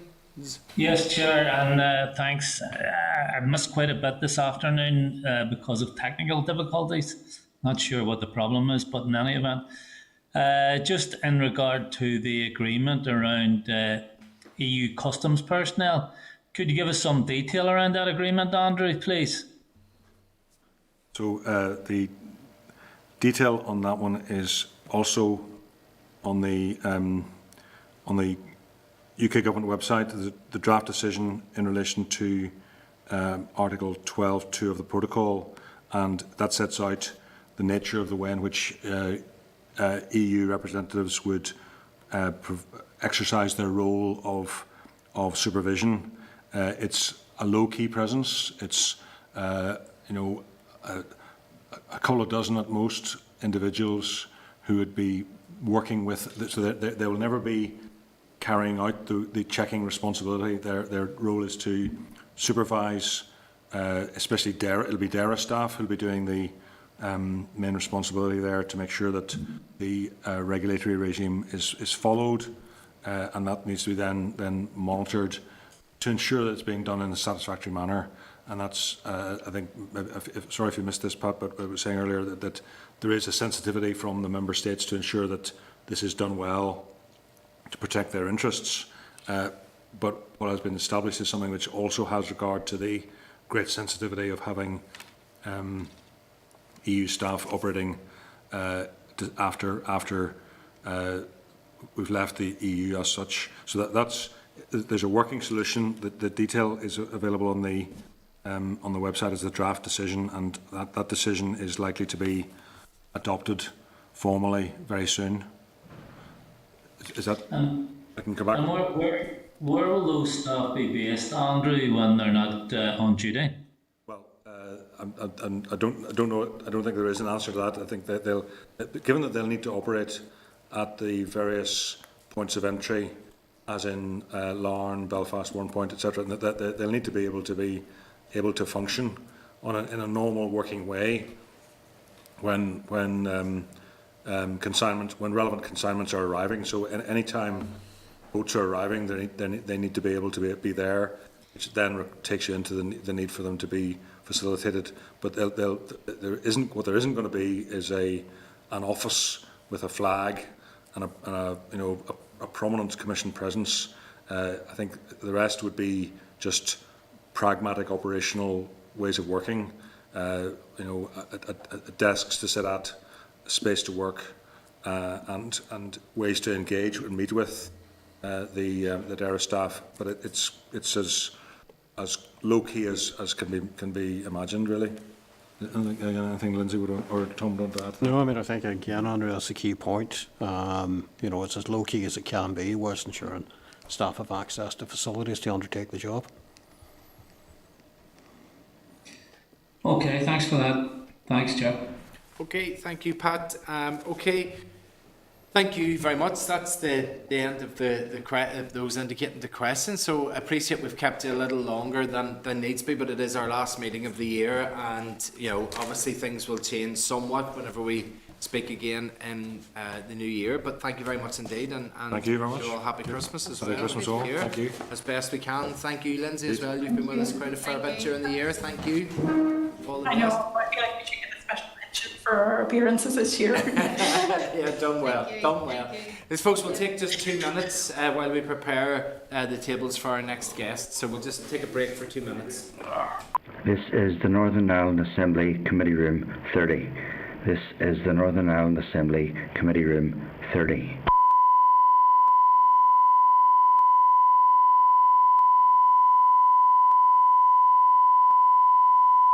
This is the Northern Ireland Assembly Committee Room 30. This is the Northern Ireland Assembly Committee Room 30.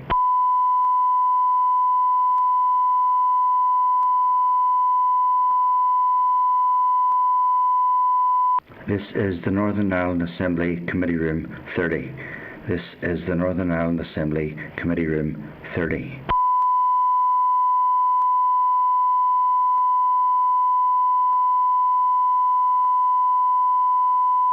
This is the Northern Ireland Assembly Committee Room 30. This is the Northern Ireland Assembly Committee Room 30.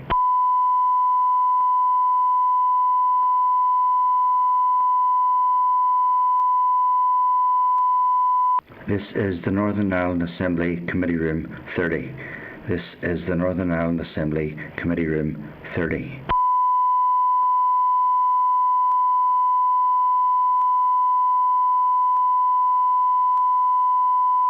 This is the Northern Ireland Assembly Committee Room 30.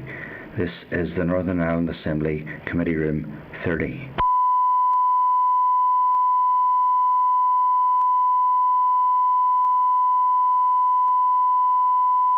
This is the Northern Ireland Assembly Committee Room 30. This is the Northern Ireland Assembly Committee Room 30.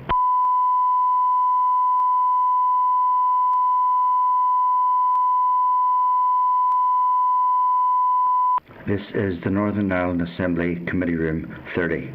This is the Northern Ireland Assembly Committee Room 30.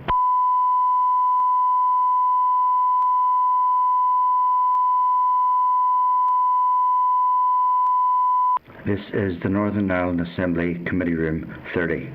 This is the Northern Ireland Assembly Committee Room 30.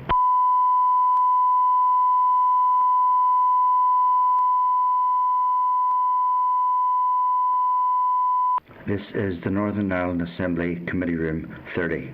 This is the Northern Ireland Assembly Committee Room 30.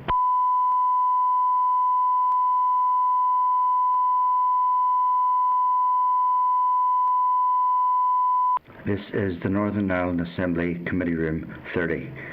This is the Northern Ireland Assembly Committee Room 30.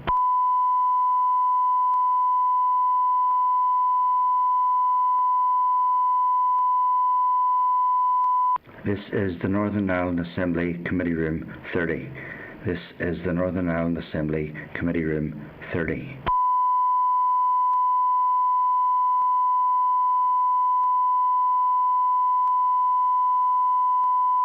This is the Northern Ireland Assembly Committee Room 30. This is the Northern Ireland Assembly Committee Room 30.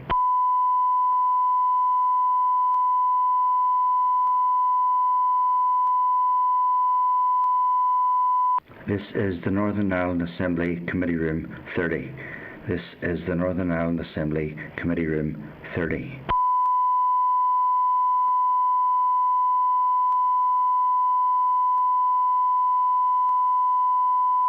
This is the Northern Ireland Assembly Committee Room 30.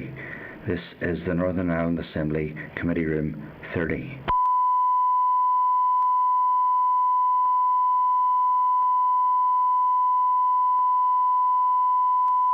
This is the Northern Ireland Assembly Committee Room 30. This is the Northern Ireland Assembly Committee Room 30.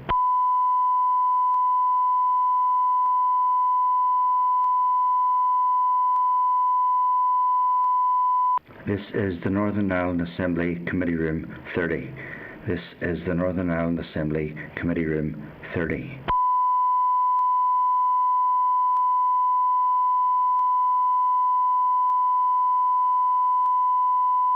This is the Northern Ireland Assembly Committee Room 30. This is the Northern Ireland Assembly Committee Room 30.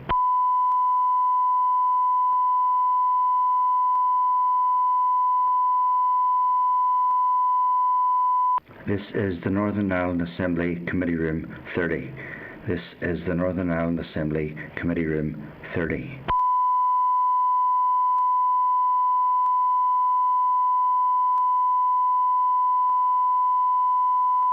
This is the Northern Ireland Assembly Committee Room 30. This is the Northern Ireland Assembly Committee Room 30.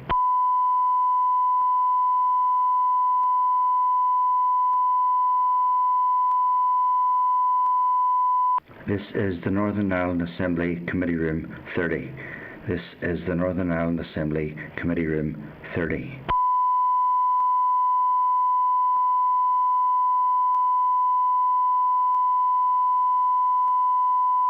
This is the Northern Ireland Assembly Committee Room 30. This is the Northern Ireland Assembly Committee Room 30.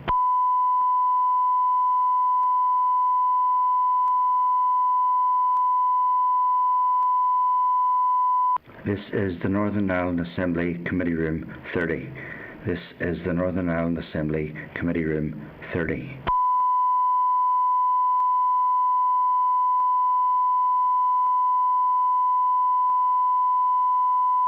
This is the Northern Ireland Assembly Committee Room 30.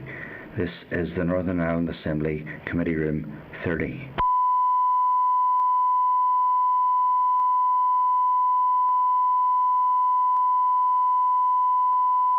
This is the Northern Ireland Assembly Committee Room 30. This is the Northern Ireland Assembly Committee Room 30.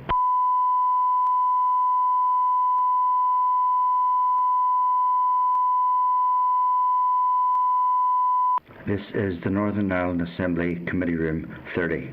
This is the Northern Ireland Assembly Committee Room 30.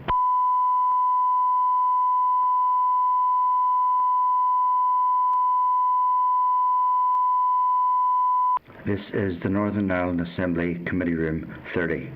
This is the Northern Ireland Assembly Committee Room 30.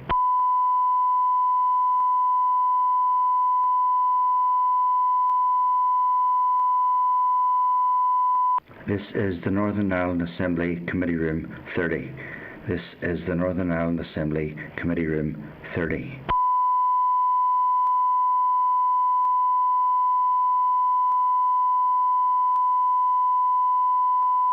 This is the Northern Ireland Assembly Committee Room 30. This is the Northern Ireland Assembly Committee Room 30.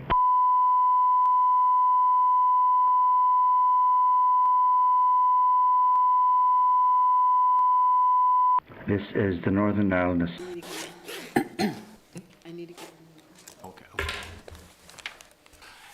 Okay, folks, we'll start back again. We're moving on to item 5, Brexit, Article 2 of the Protocol on Ireland, Northern Ireland, the Joint Committee of Northern Ireland Human Rights Commission and the Irish Human Rights and Equality Commission and the Equality Commission for Northern Ireland. Members, on page 25 to 74 of the meeting pack are the relevant papers, and representatives are in attendance today to talk about Article 2 of the Protocol. And I take the opportunity to welcome in the room with us here Les Allamby, the Chief Commissioner of Northern Ireland Human Rights Commission, and Geraldine McGahey, the Chief Commissioner of the Equality Commission for Northern Ireland. And then by Starleaf, along with members, is Sinéad Gibney, who is the Chief Commissioner for the Irish Human Rights and Equality Commission. Just as ever, the session today is being recorded by Hansard and a transcript will be published on the committee webpage. Maybe we'll pass over to yourselves. I know it's not been a long time from we last saw you, but in Brexit a day can be a long time. So maybe if you want to update us just on how things have progressed from your perspective, and then we can maybe just get a bit of a chat after that. Okay, certainly. Okay, thank you, Mr. Chairman. Hello, members. Good to see you all again. And thank you for the opportunity to give you a bit of an update on the work that we've been doing since we last spoke to you in September. I'm going to say a few words talking about the work that has been undertaken to raise awareness of the government's commitment, about our work as a dedicated mechanism, and about governance arrangements, and then Sinead's going to follow on from me and give you some more detailed information on the all-Ireland dimension, and then Les will follow her with some detailed information on the Internal Market Bill and other domestic rights developments, if that's okay. Sure. So, as you're aware, both the Equality Commission and the Northern Ireland Human Rights Commission have key roles as part of the dedicated mechanism to oversee the implementation of the government's commitment to no diminution of rights, safeguards and equality of opportunity, including to monitor, advise, report on and enforce the government's adherence to it. So, we previously advised you that we had received additional resources from government, and that was to enable us to commence work over the past few months. As a priority, we've been recruiting staff to undertake the necessary work, and I think at the last time I did advise you that we had appointed a director. Since then, we have appointed some other staff, mainly in the areas of legal, policy and promotional work, and there will be more appointments to follow in the very near future, and I think Les has been working very hard as well to make sure that his appointments have been filled. We are continuing to look in detail at the scope of the Article 2.1 commitment, not only the equality laws in place to implement the directives that are listed in Annex 1 of the Protocol, but also at the provisions of the relevant part of the Belfast Good Friday Agreement and the extent to which they are underpinned by EU rights and they that are enshrined in Northern Ireland law. So in terms of awareness, we have been raising awareness and undertaking engagements with officials from government departments and public bodies, with academics and with equality and human rights organisations. Last week, for example, we held an online event as part of the Human Rights Consortium Festival on how equality and human rights will be protected in a post-Brexit Northern Ireland. Last month, some of our representatives spoke at a joint Queen's University and Irish Centre of European Law on the Ireland/Northern Ireland Protocol, specifically on fundamental rights. Les and I also wrote an article for the Belfast Telegraph, which was published on the 5th of December, on the commitment and role of the Commissions in overseeing its effective implementation by government. And we're planning general awareness raising activities in the coming months, including through public advertisements early in January. In terms of holding government to account, you will recall that when I was before you in September, I stated that at that time we did not foresee any significant issue regarding the Internal Market Bill, but should matters evolve, then we would vigorously defend the protocol and the Article 2, Part 1. As a consequence of government amendments, in our opinion, government did exactly what we feared they might do, in that they undermined the commitment of the dedicated mechanism unit. So in line with our role of holding government to account, we raised concerns about the potential for the Internal Market Bill to impact on the implementation of Article 2.1 commitment, including that government amendments would disapply the scope of the European Convention on Human Rights in relation to the bill. But we do welcome the fact that the government has indicated in a joint EU-UK statement issued on the 8th of December, following reaching an agreement in principle with the EU, in some areas covered by trade talks, that it will withdraw Part 5 of the bill. We had also raised some concern about the potential impact of specific clauses, namely clauses 5, 6 and 11 of the bill. We were concerned that these provisions would permit challenges to any future equality legislation introduced in Northern Ireland to keep pace with the EU equality laws and in line with the Article 2 commitment, and that this would undermine the commitment of the government. We raised these concerns with the Secretary of State and with various members of the Houses of Lords and House of Commons, and our concerns have been addressed in exchanges with the House of Lords on the 2nd of December at the third reading, when Lord Callaghan assured the House that the rights for individuals in Northern Ireland captured within the scope of the Article 2 commitment will continue to be protected going forward and will not be impacted by the workings of the bill. And Les will talk to you in more detail about that. However, we will continue to proactively challenge any measure, including Westminster legislation, that could potentially undermine the commitments to equality and human rights set out in Article 2, Part 1, in delivering our monitoring role, and we will challenge those with vigour and with purpose. The third point I want to talk to you about is in relation to governance and the developments that we have been involved in since we last spoke. We believe that it's an essential component of the framework. It concerns the all-island oversight arrangements, specifically that the Commissions, together with the Irish Human Rights and Equality Commission, will work together to oversee and report on rights and equality issues falling within the scope of the commitment that have an Island of Ireland dimension. We see this as a critical part of the overall framework, particularly in light of the potential issues that may fall within the remit of the dedicated mechanism's work, including any cross-border issues that fall within the scope of Article 2, and have been discussing how best we might organise ourselves in 3 commissions to do this over the last number of months. Each of our commissions have agreed that our joint working on an all-island dimension of the Article 2 commitment will be overseen at a strategic level by our 3 boards, with regular reports going to them on joint working. Any decisions that are required will be undertaken by the 3 boards individually in accordance with their own governance arrangements. Presently, we have, as an Equality Commission, we have appointed our Commissioner who will participate in that. The working group will comprise of the 3 Chief Executives from the 3 Commissions, the 3 Chief Commissioners and relevant staff, plus 1 Commissioner from each. So the Chief Executive of the Equality Commission, Evelyn Collins, and I were delighted to meet with our counterparts with the joint committee that took place in November. And we plan to have further meetings now in January to look at how those issues will pan out. And as our work develops, we will plan to have quarterly meetings of the working group and potentially an annual meeting of the entire 3 commissions. So that scheme will be launched in January as we plan to have a meeting of all 3 commissions, albeit online. So anyway, I think that's as far as I will go without trying to steal the thunder of Sinéad and then Les. So if it's okay with you, Mr. Chairman, I'll hand over to Sinéad. Yeah, of course, Sinéad. Thanks very much, Chair, and thanks to members for the opportunity again to address you. It's been a tumultuous time since our last meeting on the 14th of October, but a vitally important one in the framing of the post-Brexit relationship.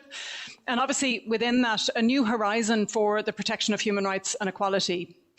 In our last meeting, we focused significantly on the provisions of the Internal Market Bill, and I'm deeply relieved to see a resolution found to allay our stated concerns of the immediate impacts for the Northern Ireland Protocol and to ensure that the Internal Market Bill doesn't have any negative ramifications for the work of the dedicated mechanism. And Les is going to speak to this in more detail.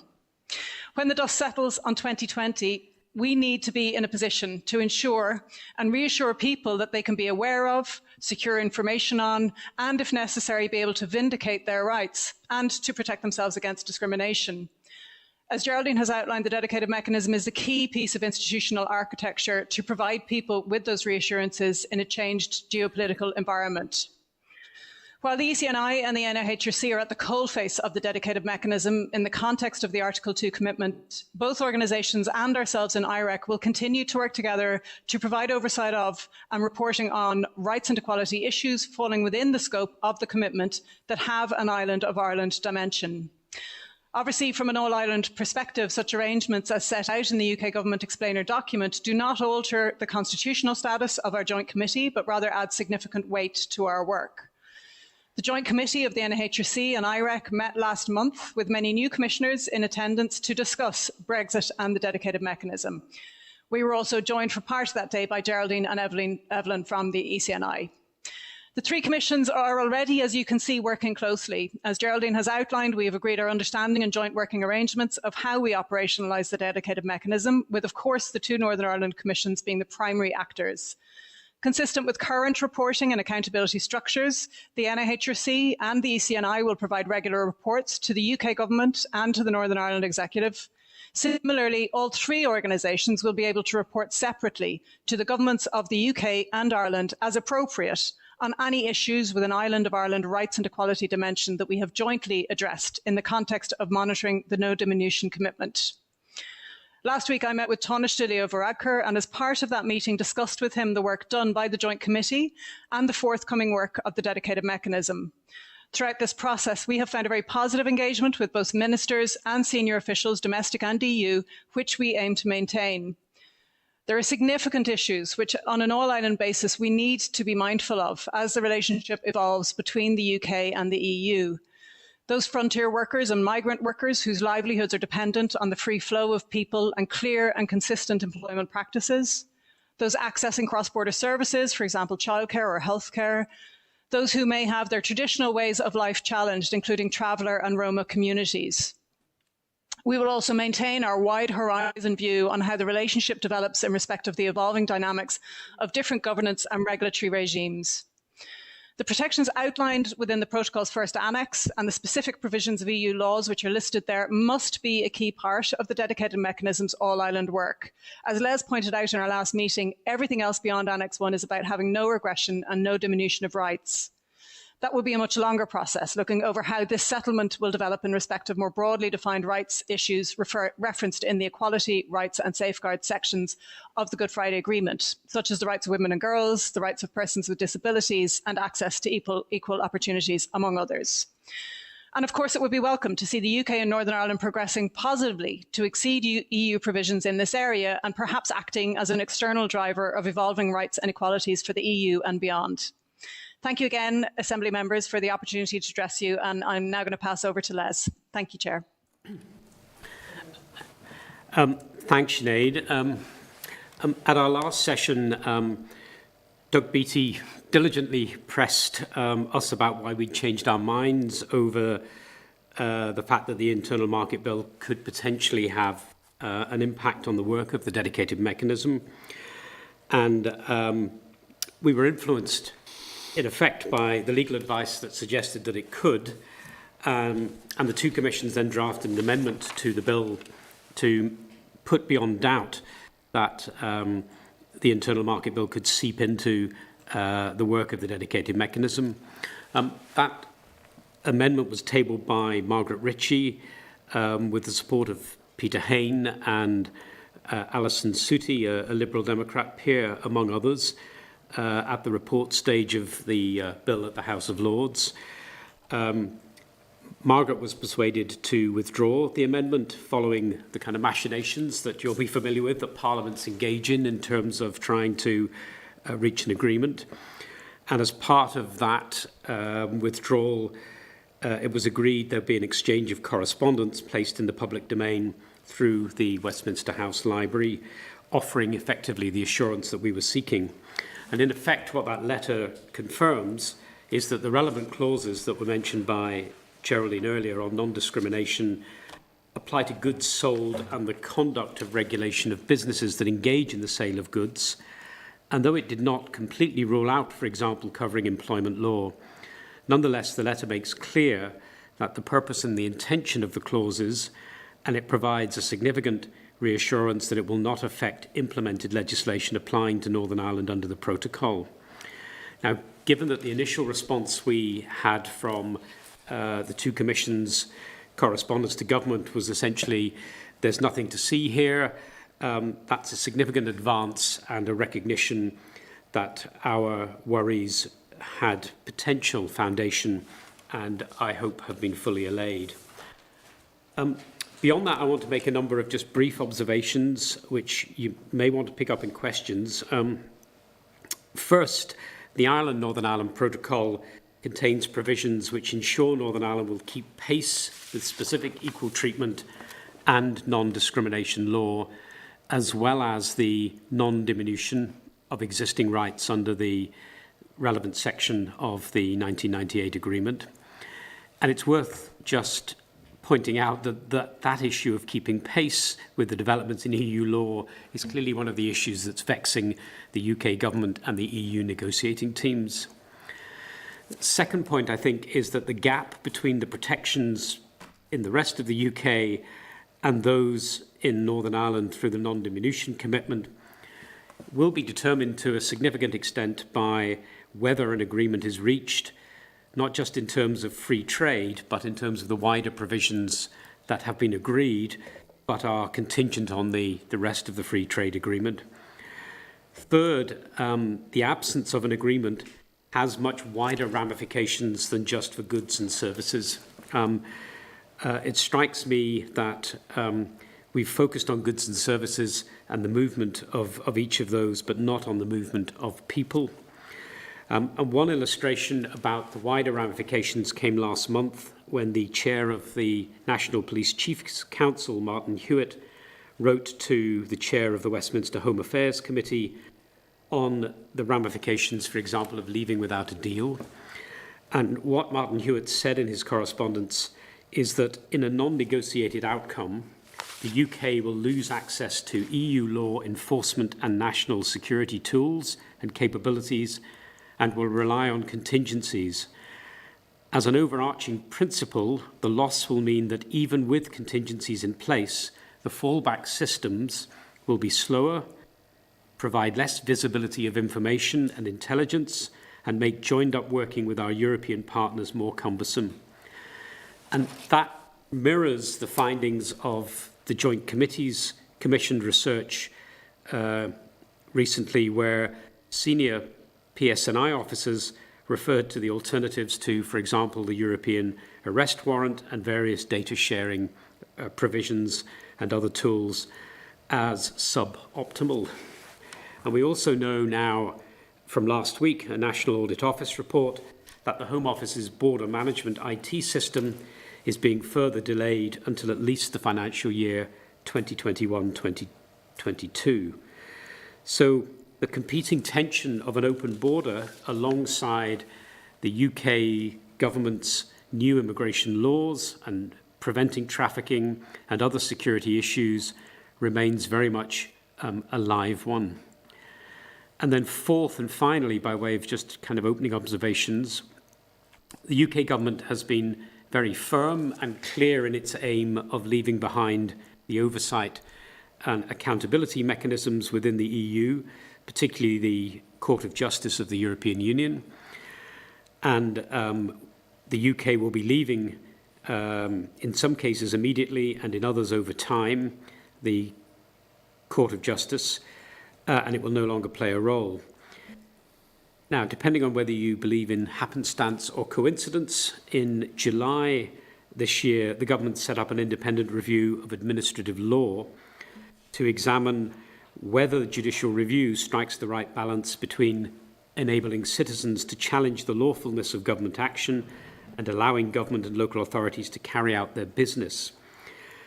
And then again, in December, just recently, the government announced a second independent review of the Human Rights Act, and this time to look at the relationship between domestic courts and the Strasbourg courts, and again whether the right balance is struck between courts, government and parliaments. Now, that review will not consider the scope of substantive rights covered within the Human Rights Act. Nonetheless, the rights are only as good as their remedies, and so we're looking at the machinery and remedies amongst other issues. So I think those reviews are an important wider backdrop which may go beyond the protections provided by the Northern Ireland Protocol and the work of the dedicated mechanism. Therefore, we need to be very mindful about protections that we may have for Northern Ireland and the overlap between the government's potential ambitions to deal with domestic remedies when freed beyond the idea that the EU law will continue to have supremacy, which it clearly won't from the 1st of January 2021. So I think that's me. Okay, thank you very much. We'll move then to maybe some questions and discussion, and I suppose I can make a start on those, but don't feel that all three need to answer each one. If somebody feels it's more relevant, because if there's 7 or 8 members and we get 3 responses to each, we'll be here to Christmas. But maybe if I can begin by maybe if somebody wants to give a sense of the aftermath of the internal market bill, because I think it's left a real bad taste amongst a considerable number of people that things that were so definite were up for grabs. And I suppose, there's been a process, you had to engage in a process with various legislators and individuals to try and overcome what was suggested in there. And I suppose maybe it's just to get a sense from yourselves from an independent perspective. Do you think it was an unintended outcome that rights potentially could have been impacted, or do you think it was just a lack of care that rights may have been impacted, or do you think it was just too blinkered on resolving Brexit that things weren't noticed? But it has left concern, and do you share those concerns within your various commissions? Maybe that's one for me to go ahead, kick off on, and then yes, we do is the succinct answer. It's pretty clear to me that it sends out an underwhelming message when you say we're prepared to breach international law, even if it's only for a short time in a specified period. If you reach an agreement and then start to unpick it, having reached it, frankly, whether that's for tactical or for other reasons, it sends out a very negative message about, can you trust the UK government in other spheres? In terms of the human rights issues, and it gives me back to my last point, we're pleased to see those clauses that have been removed. The clauses included that you couldn't challenge this bill in under specific parts of the Human Rights Act. So we began to move into provisions that somehow said the Human Rights Act will not apply to certain parts of legislation. That fills me, I have to say, with a degree of gloom when I look at the independent review of the Human Rights Act, and are we getting the balance between the executive and legislature and judiciary and the role of the courts right, because it suggests that that was not just necessarily a short-term ambition to deal with a specific issue around negotiating. And I don't think you have to be a conspiracy theorist to take that particular view. And I suppose leading on maybe to that review, now I'm by no means an expert in this, so correct me if I stray to the wrong sides of this, but many of the human rights that we have been protected through judgments that have been taken in court, and this review is potentially reviewing the connection between EU courts and domestic courts. But if it's suddenly decided that the domestic courts shouldn't have some sort of input or in terms of protecting rights, that maybe wouldn't play too well here, where so many rights have been protected through judgments. Is that a fair assessment? And is there a way of safeguarding moving forward that doesn't, or inputting to that process of that review, that consideration? Yeah, the issue, the government have been very clear. It's not about looking at the substantive rights that are contained, that are covered by the Human Rights Act. So we're not opening up the convention rights, as I understand it from the terms of reference. But we are looking at the machinery. I think Robert Buckland talked about the machinery, the balance. The Strasbourg Court talks about rights that must be real and practical, not theoretical and illusory. And the devil, of course, will be in the detail of this. We'll have to see what exactly it is. It's an independent review, but it's pretty clear that if the government thought the balance was right, they wouldn't be conducting both an independent review, commissioning an independent review of both judicial review and the Human Rights Act. So it's pretty clear the UK government does not see that balance as being the balance that they wish. We know what's likely to come down the track next year. We've been presaged their intention to look again at fixed parliaments and the right of parliament to prorogue, etc. So it's pretty clear that this government does not view the judiciary and its role in terms of perhaps the traditional role of the three pillars, and wants to find a way, frankly, of, I suspect, having a degree more autonomy than it does. And in both of these reviews, they've talked about the kind of interventions around policy making and what the role of the courts should be in intervening about policy making. And the courts are an important bulwark in terms of, and an important safeguard in terms of both human rights and wider kind of scrutiny of policy. And legitimately so, along with the executive and along with the legislature.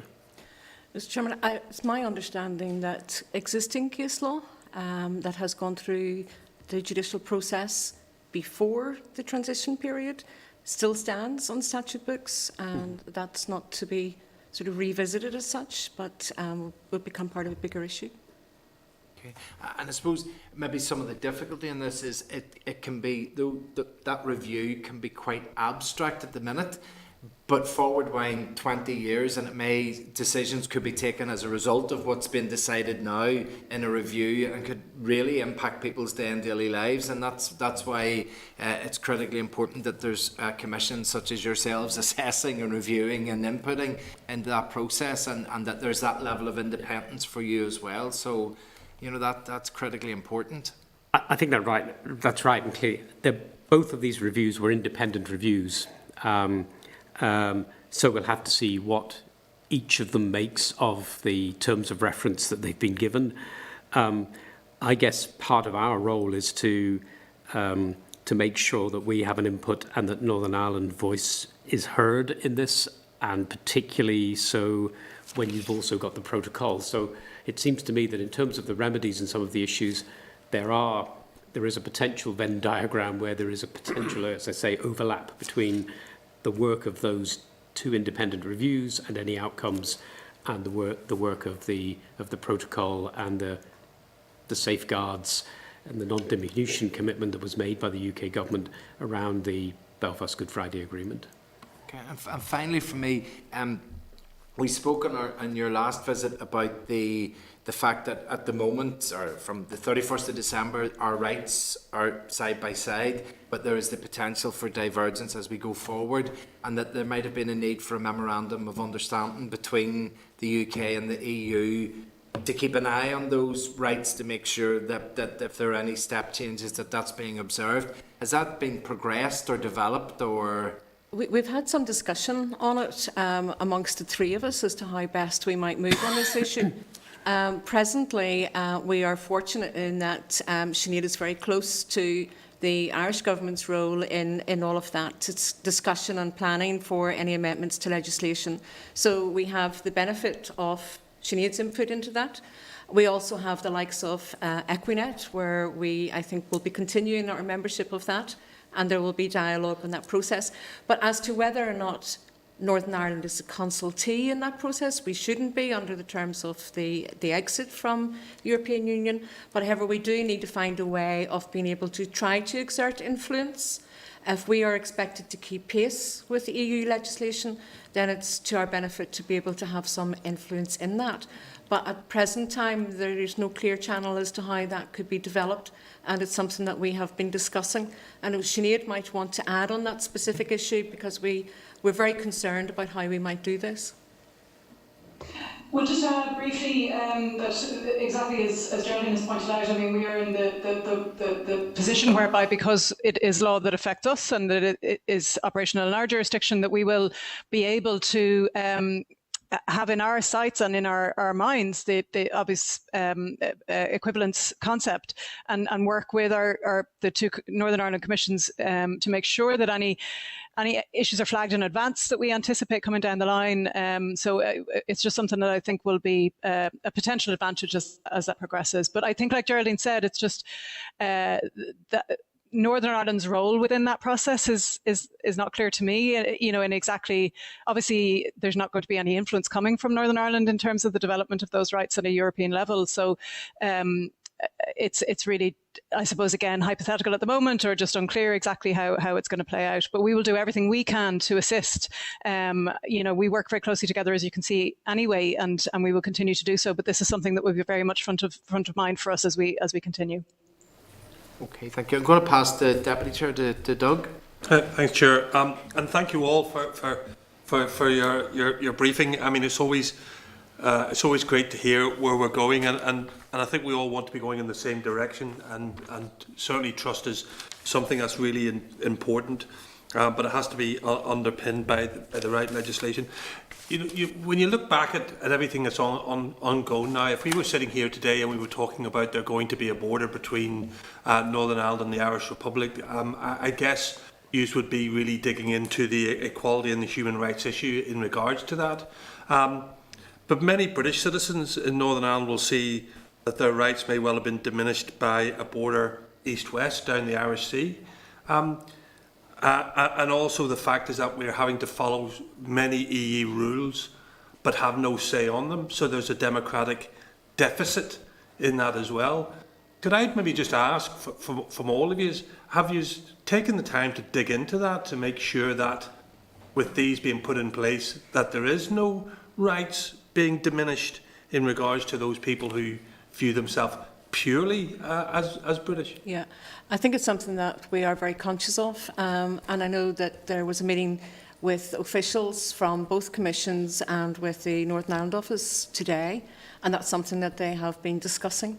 We believe that there's input from the joint consultative working group, and they should have a role in keeping the three commissions informed of what's happening.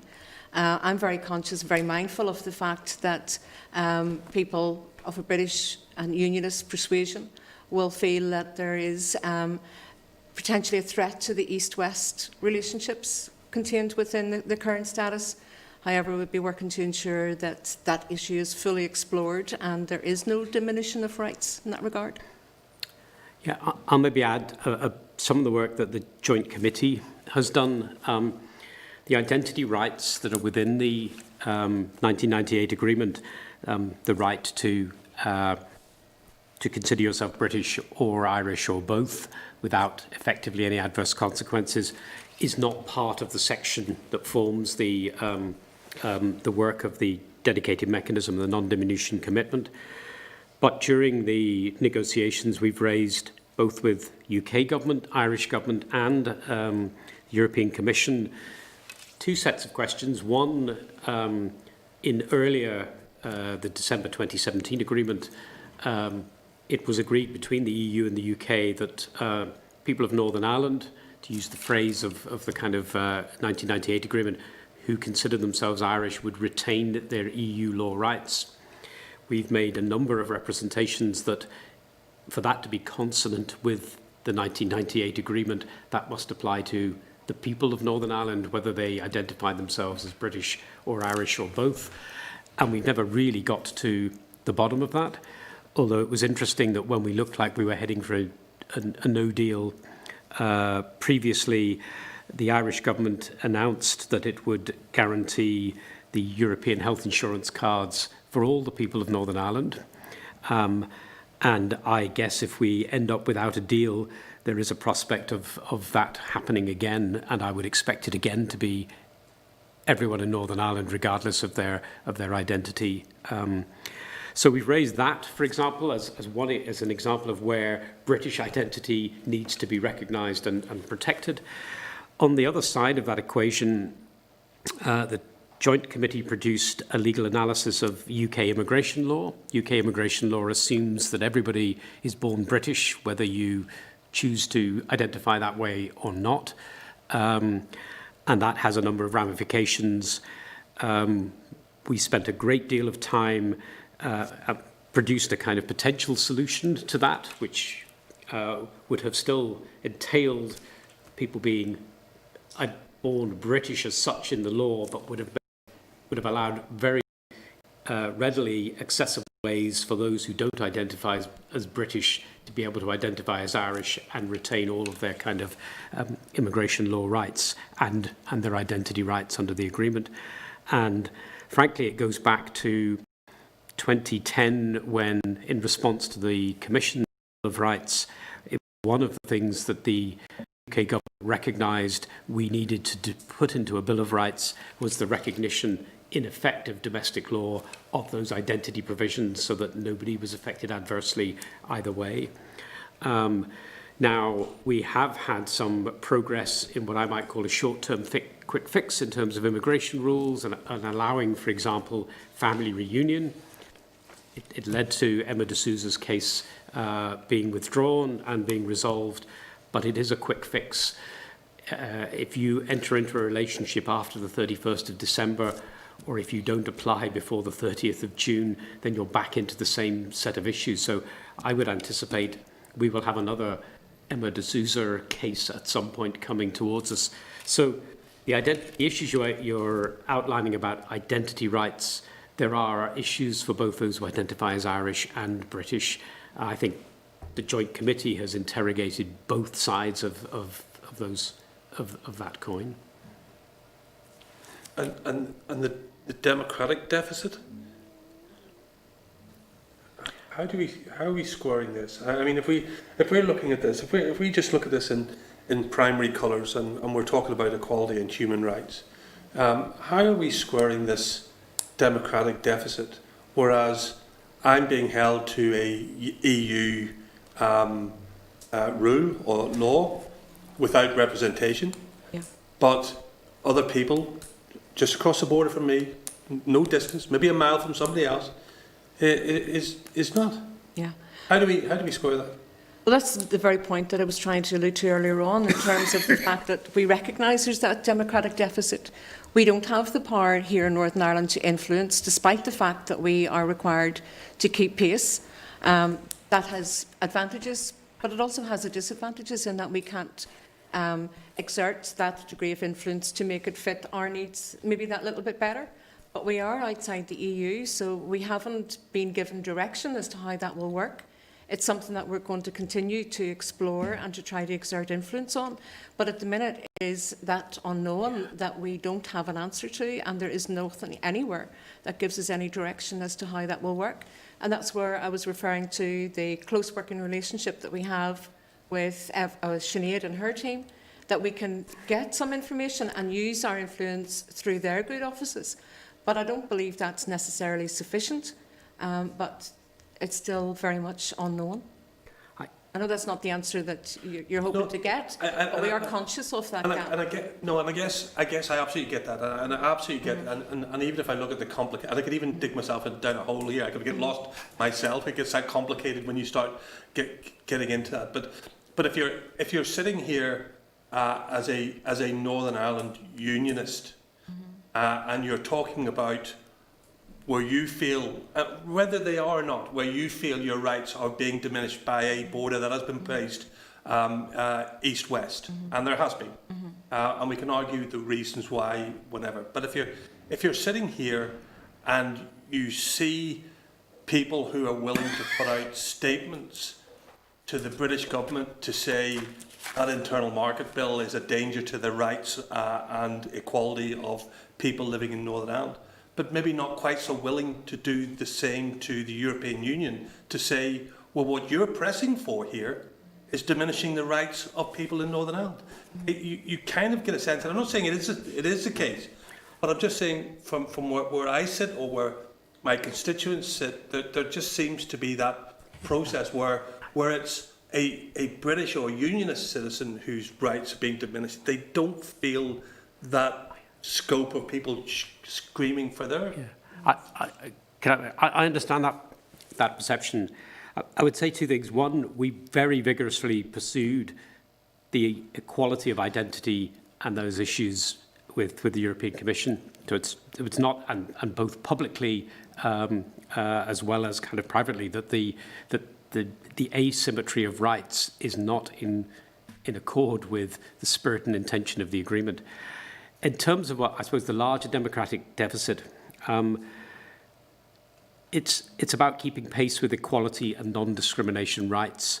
I don't think anyone in Northern Ireland should fear that if the UK government decided, and I have to say in our meetings with UK government, they have time and again said they have no intention of unpicking equality and anti-discrimination laws. But if the EU was to move more quickly, then I don't think that, yes, there is a potential gap between Northern Ireland and elsewhere, but that's a gap that I personally will live with because it's about providing equality, protections and non-discrimination in employment and social security and access to goods and services in self-employment, and those seem to me to be a good thing. Now, I recognise we have to make sure that people understand why equality and human rights are a good thing for everyone in Northern Ireland, but I think they are, and therefore I don't think there's anything to fear about keeping pace with EU law. And if Northern Ireland, which has been behind in many ways in terms of protections in the last few years, was to frankly move ahead of the UK again, then I won't lose any sleep personally at night because of that. But I do understand the wider point you're making about the perception. It is a wider point. I think we had a discussion about this now, actually, about the UK, maybe their rights outstripping the EU's, you know. Yes. And then you suddenly have Northern Ireland having to keep pace with GB in order for people from Northern Ireland to be able to work into the market in GB. So actually then outstripping, and that's a good thing for Northern Ireland. Yeah. But you can... I should say I won't lose any sleep either if the UK outstrips the EU and we get greater protections. But it's a wider yes. sort of thing. It's a much wider issue to it, and you know, we are continuing to explore the scope of the directives and other aspects of legislation that are covered by it. And as they arise or as we discover those, we will pursue it because it's about equality for everybody in Northern Ireland and treating everyone the same. So it's still very much on our radar. Absolutely. Thank you. Thank you, Chair. Martina? Thank you all for the presentation, and I think picking up where Doug left off, because The EU is not a panacea for rights, but it's better than what we have at the moment.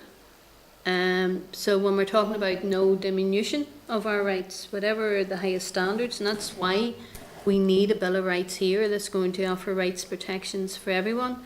And I just want to say to Doug, as when I was an MEP, I was the only one, when there was 2 other unionists, who brought Jim Allister over to the Commission to talk to the Commission about the issue of identity rights, because I don't want a situation here, we don't want a situation here where those of us who are Irish are afforded to keep our EU rights and those who identify as British are not.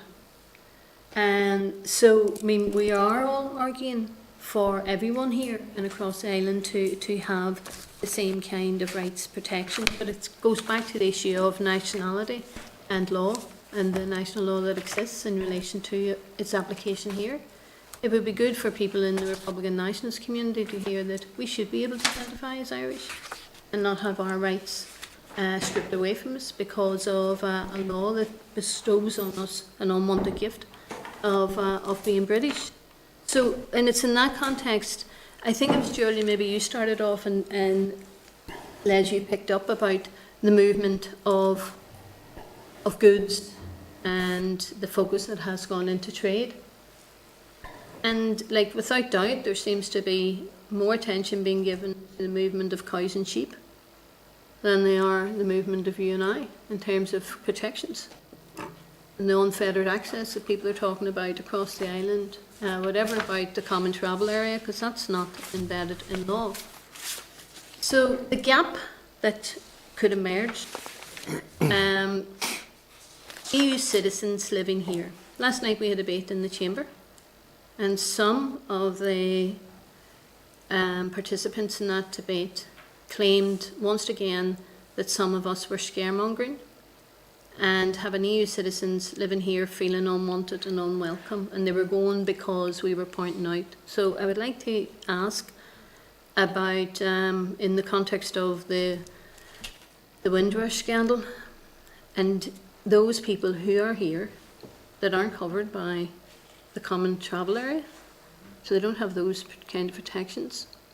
Settled status, do they have to apply for it? Because it was being assumed last night that because the British government had said that they'd be okay, then that they can live here and they don't have to apply for anything and they will still retain the same EU rights that they have. So what happens to EU citizens who are living here that made this place thankfully their home and who are wanted and who are welcome, but we want to also see them protected? Are they protected? Automatically? Yeah, hand it to Les, it's a rights issue. Yeah.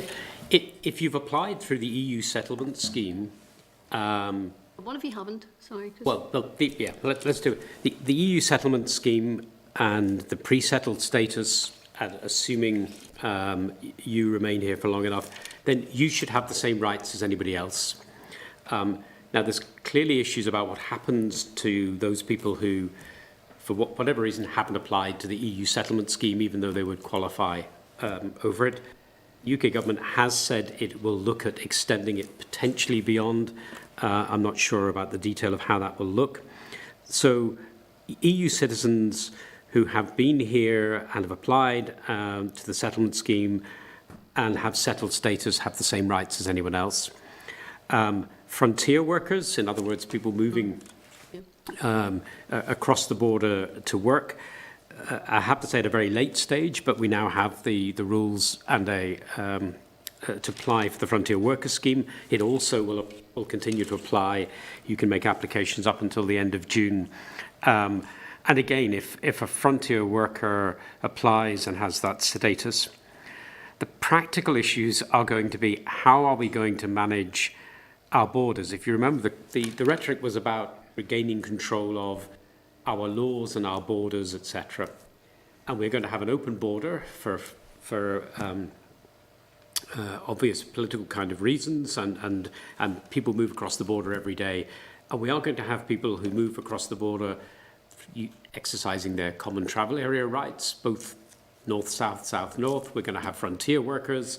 You'll have people who are here from the EU. You'll have people here from in other kinds of immigration status. How are we going to police that?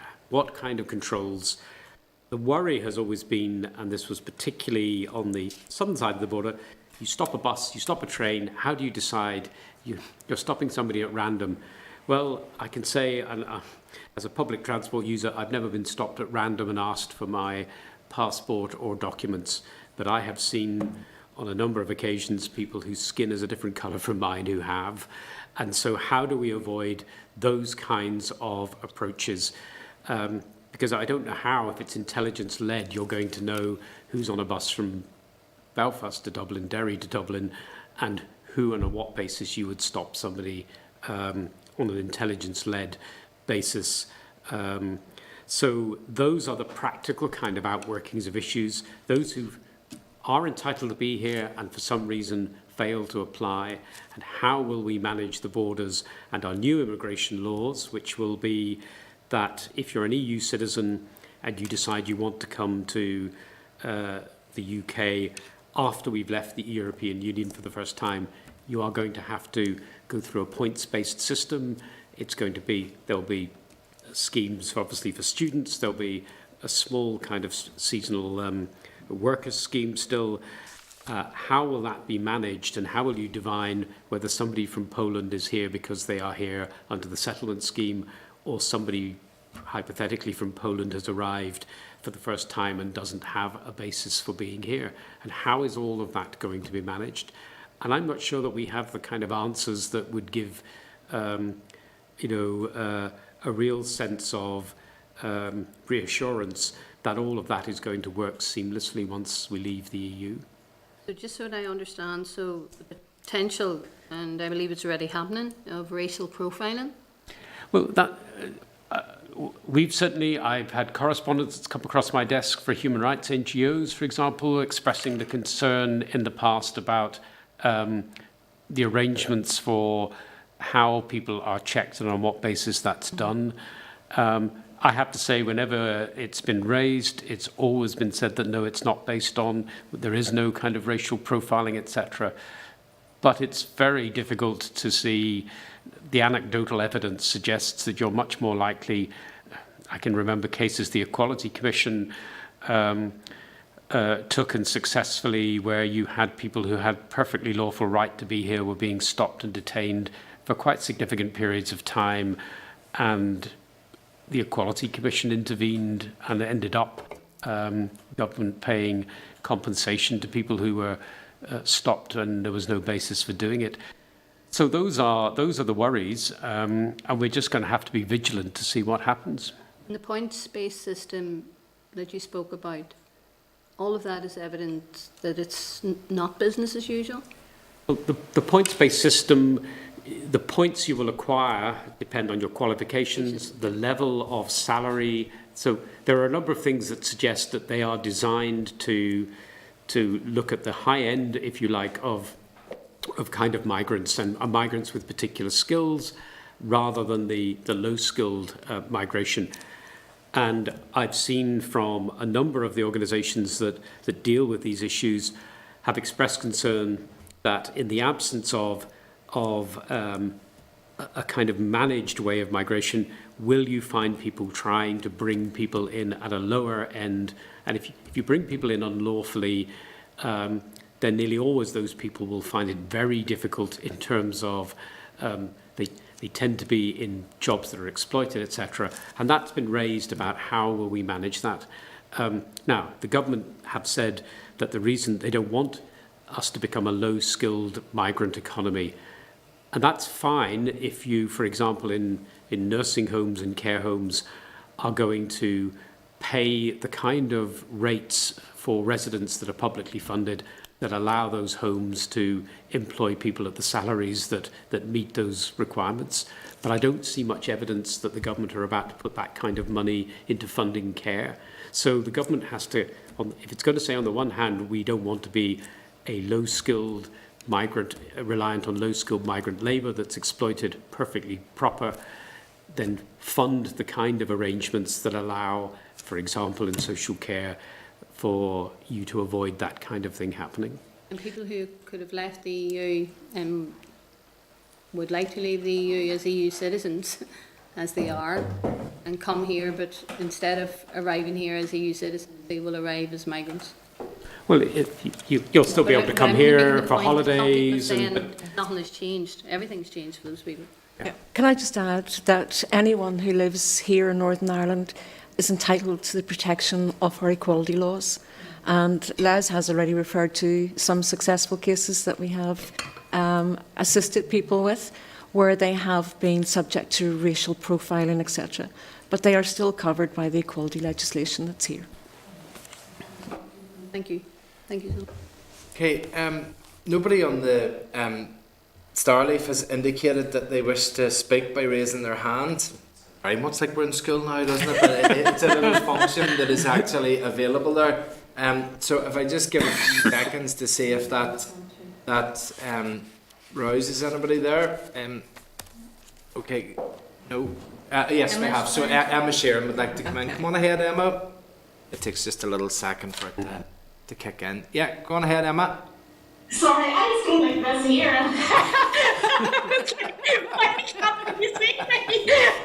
And then I realised what you meant. Apologies. Thanks very much to you all for the presentation today. I note the statement that we'd received in our table papers before you joined us this afternoon.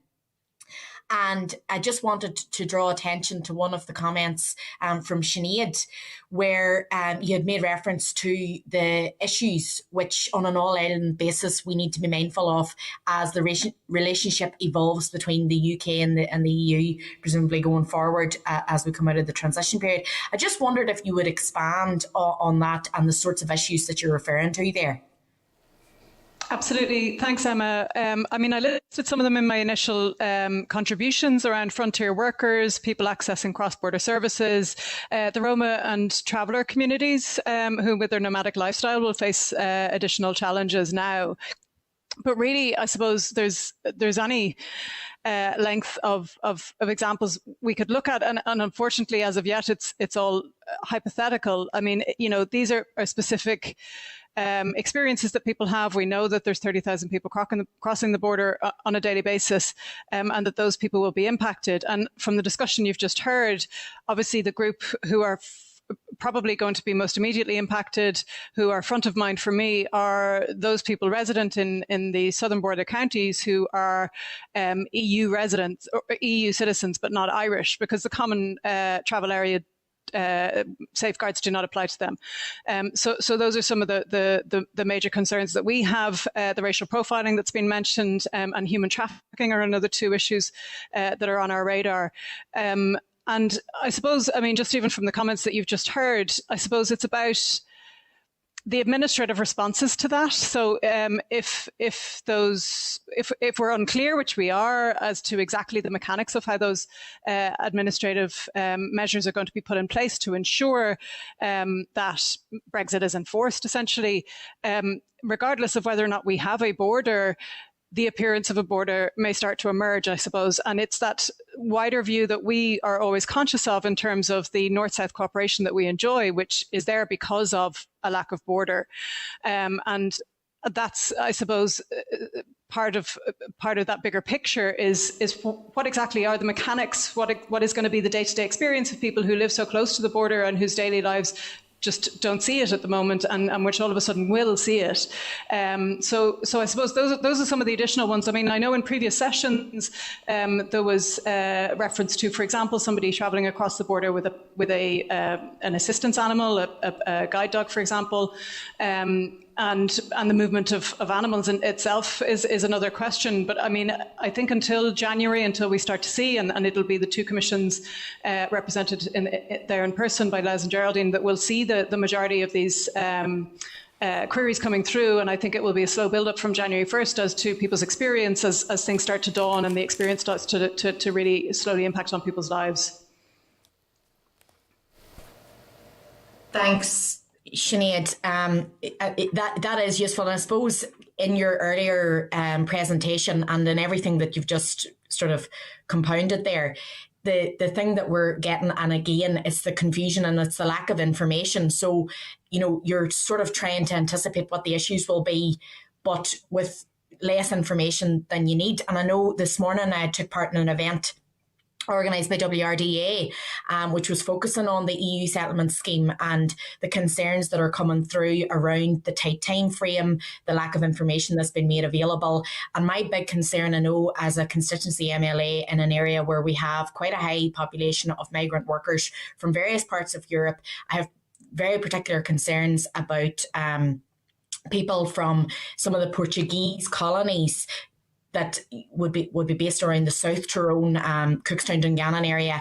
And I know that people in those communities that are working in our meat processing plants and in our dairy factories, and an awful lot of the time there are a lot of them in one house. They're living in cramped living conditions. 2020 has been difficult for them already with COVID-19, 0-hour contracts, all of the issues that they've had to come through this year. Then you add the language barrier, and then the confusion around, if someone is living in the north and working in the south, or living in the south working in the north, and whether then they're unsure if it's the frontier scheme or the settlement schemes they should be linked to.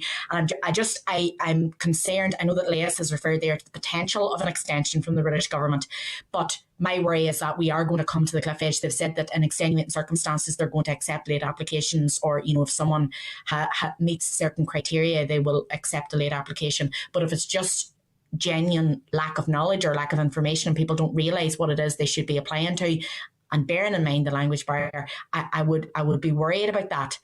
The other thing I wanted to ask about then was, I know Les and Geraldine referred at the start to the fact that we have lost some of the worrying clauses out of the Internal Market Bill, some of the clauses from Part 5 that were causing great concern around the lack of right to JR and some of the things that threaten to break international law. But I'm just worrying from your perspective as the three bodies that are trying to deal with the non-diminution of rights principle, whether or not you still have concerns around that, or if your trust in the British government and in doing the right thing in terms of this is restored.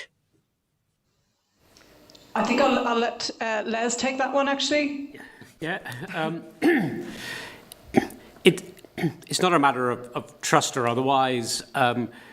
Why the two commissions put the amendment down was to put it beyond doubt in the legislation. It became clear we weren't going to get that, and we wouldn't have succeeded with kind of parliamentary votes with that. But through the negotiation, it was important that the correspondence that we did get is kind of on the record and in the public domain. The Hansard debate set out where the government is. As part of the discussion, it was agreed to make sure it was read into the record about what the government's position is on that. Does that give an absolute cast iron? You could never take some legal action around the Internal Market Bill and the protocol. We think it will be a great deal more difficult to do that with those reassurances kind of in the public domain. And I think that's probably as good a result as we could have got, bearing in mind that the government has a significant majority, and if it wants to get its way in the House of Commons, then it eventually almost certainly can do so. So I think it's a decent result. I think it's at least something that is says something about the UK government, that they finally were prepared to accept that there was an issue here and to give us the reassurances that we were looking for. So I'm, I guess, as sanguine as I possibly can be that we've achieved something that's worthwhile, and it shows the value of the work of the two commissions in doing that. Okay, you happy enough, Emma? Yeah, I don't know if I would say that I'm happy. I'm not happy with any of this. And I suppose it's not going to be a surprise to anyone that as a Sinn Féin MLA, I don't trust the British government, and the actions of the past couple of weeks have sort of compounded that for me. But no, I appreciate the work that's been done. And I mean, this is a difficult time for everyone, and in terms of rights, it's very serious and concerning. So thanks for the presentation again and for the answers. Okay, thank you, Emma. And we have no other indications of anybody to speak there. So look, we'll leave it at that. Thank you very much indeed for your presentation. Very complex, very complicated, but utterly fascinating. And I've enjoyed all of the presentations that we've had to date from yourselves. I think it is something that we do need to keep that watching brief on, because there could be significant changes, as I referenced earlier, that could have massive ramifications in the future. And it's great that we've got people with like yourselves with the understanding that you have and the ability to see what's been discussed now and the impact that it can have in the future. So we certainly appreciate the work, and we appreciate all three of you giving up your time for us today. So thank you very much indeed, and I wish you all a very happy Christmas, as good as it can be, and a happy New Year. And the same to all of you as well. So thank you. Thank you. Yeah. And I'm sure we'll see you again early enough in the new year as well. Hopefully not too early. Thank you, Chair. Thanks, Chair. Okay, thank you now. All the best. Bye-bye. Thanks. Bye. Okay. Permission to leave the room, sir? Yeah. No, detention. 1,000 lines. Oh, don't. Brings back those days. 1,000 lines from the EU withdrawal agreement. Thanks. Cheerio. Guys, is this your coat? That's mine. No, that's not. No, that's Trevor's. And I took it. And I just had it. I don't think it would be a relationship alliance part about the independence rather than steel. Did you check the pockets? Okay, thank you, darling. Okay, members, we'll move on and try and move as quick as we can. We nearly ran over by an hour there, but you know, it was conversations worth having. So we'll move to item 6, which is the January 2021 monitoring round. We've received a written briefing. It's at page 76 of the meeting pack and 71 of the tabled pack. It was agreed at last week's meeting to change the scheduled oral evidence session on the January monitoring round to a written briefing. Are there any comments that any members wish to make on the written briefing? Okay, that's fine. We will just note the contents of that, and we can see where things come after. Item 7 is the forward work programme. It's on page 79 of the meeting pack. Are members content to note the forward work plan? Yep. Okay. Page 85 of the meeting pack is correspondence from the Joint Committee on the EU Affairs, thanking the committee for the invitation and opportunity to engage with ourselves. The Joint Committee has expressed a desire to continue to enhance interparliamentary relations post-Brexit. So should we suggest maybe we include maybe another interaction with them on the forward work plan? We can add it to it and maybe fine-tune the dates in the future. Would members agree with that? Okay. No disagreement. We'll take that as agreement. Item 8 is correspondence. There are 8 items of correspondence, page 562 to 600 of the meeting pack and 79 of the tabled pack. There is a response included at page 87 from the Executive Office to issues raised at the oral evidence session of the October monitoring round. The Department has provided further information on the Northern Ireland Investment Fund and investments to be made before the end of the financial year, and details of spend on data analytics in relation to COVID-19. Are members content to note that? Yep.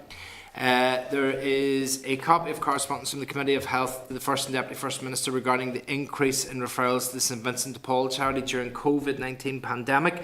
The committee has asked the First and Deputy First Minister for an update on progress to the anti-poverty strategy. Given that the anti-poverty strategy is something within the Department of the Executive Office, I suggest that maybe we ask for a copy of that response to sort of keep up to date on where the anti-poverty strategy is. Members be happy enough with that? Okay, if you're happy enough, then we'll note the rest of the correspondence unless anybody wants to raise any item. Okay, Chairman's business. I don't have any other business. Is there any other business from members?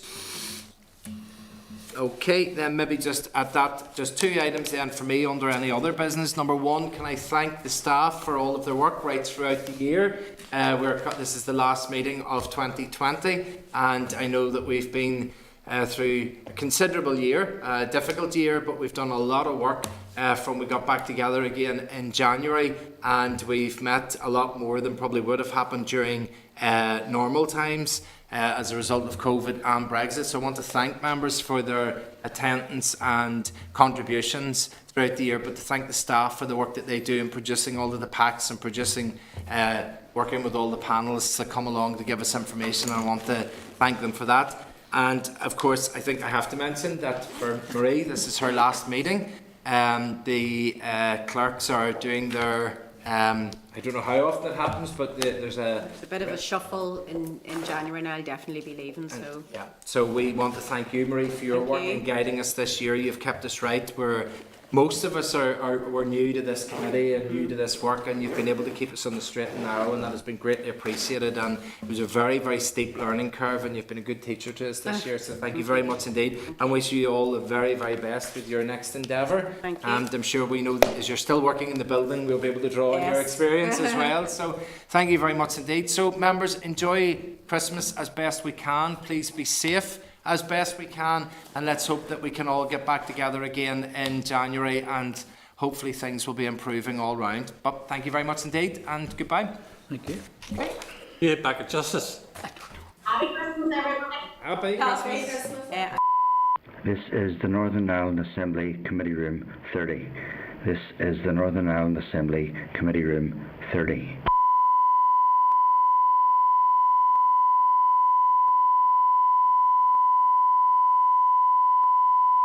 This is the Northern Ireland Assembly Committee Room 30. This is the Northern Ireland Assembly Committee Room 30.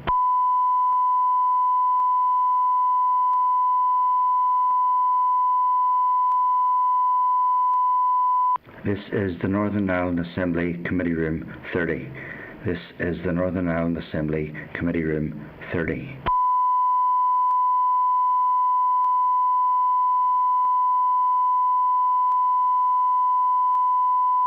This is the Northern Ireland Assembly Committee Room 30. This is the Northern Ireland Assembly Committee Room 30.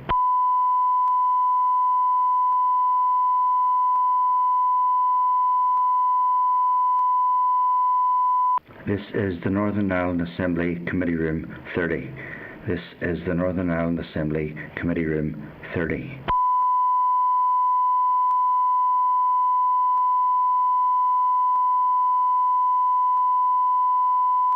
This is the Northern Ireland Assembly Committee Room 30.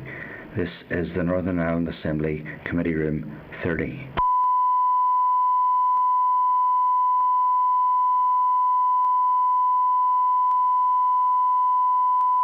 This is the Northern Ireland Assembly Committee Room 30. This is the Northern Ireland Assembly Committee Room 30.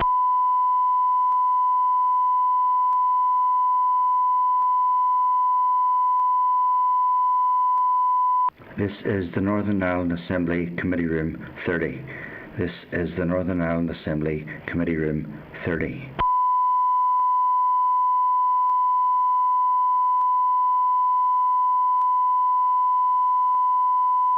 This is the Northern Ireland Assembly Committee Room 30. This is the Northern Ireland Assembly Committee Room 30.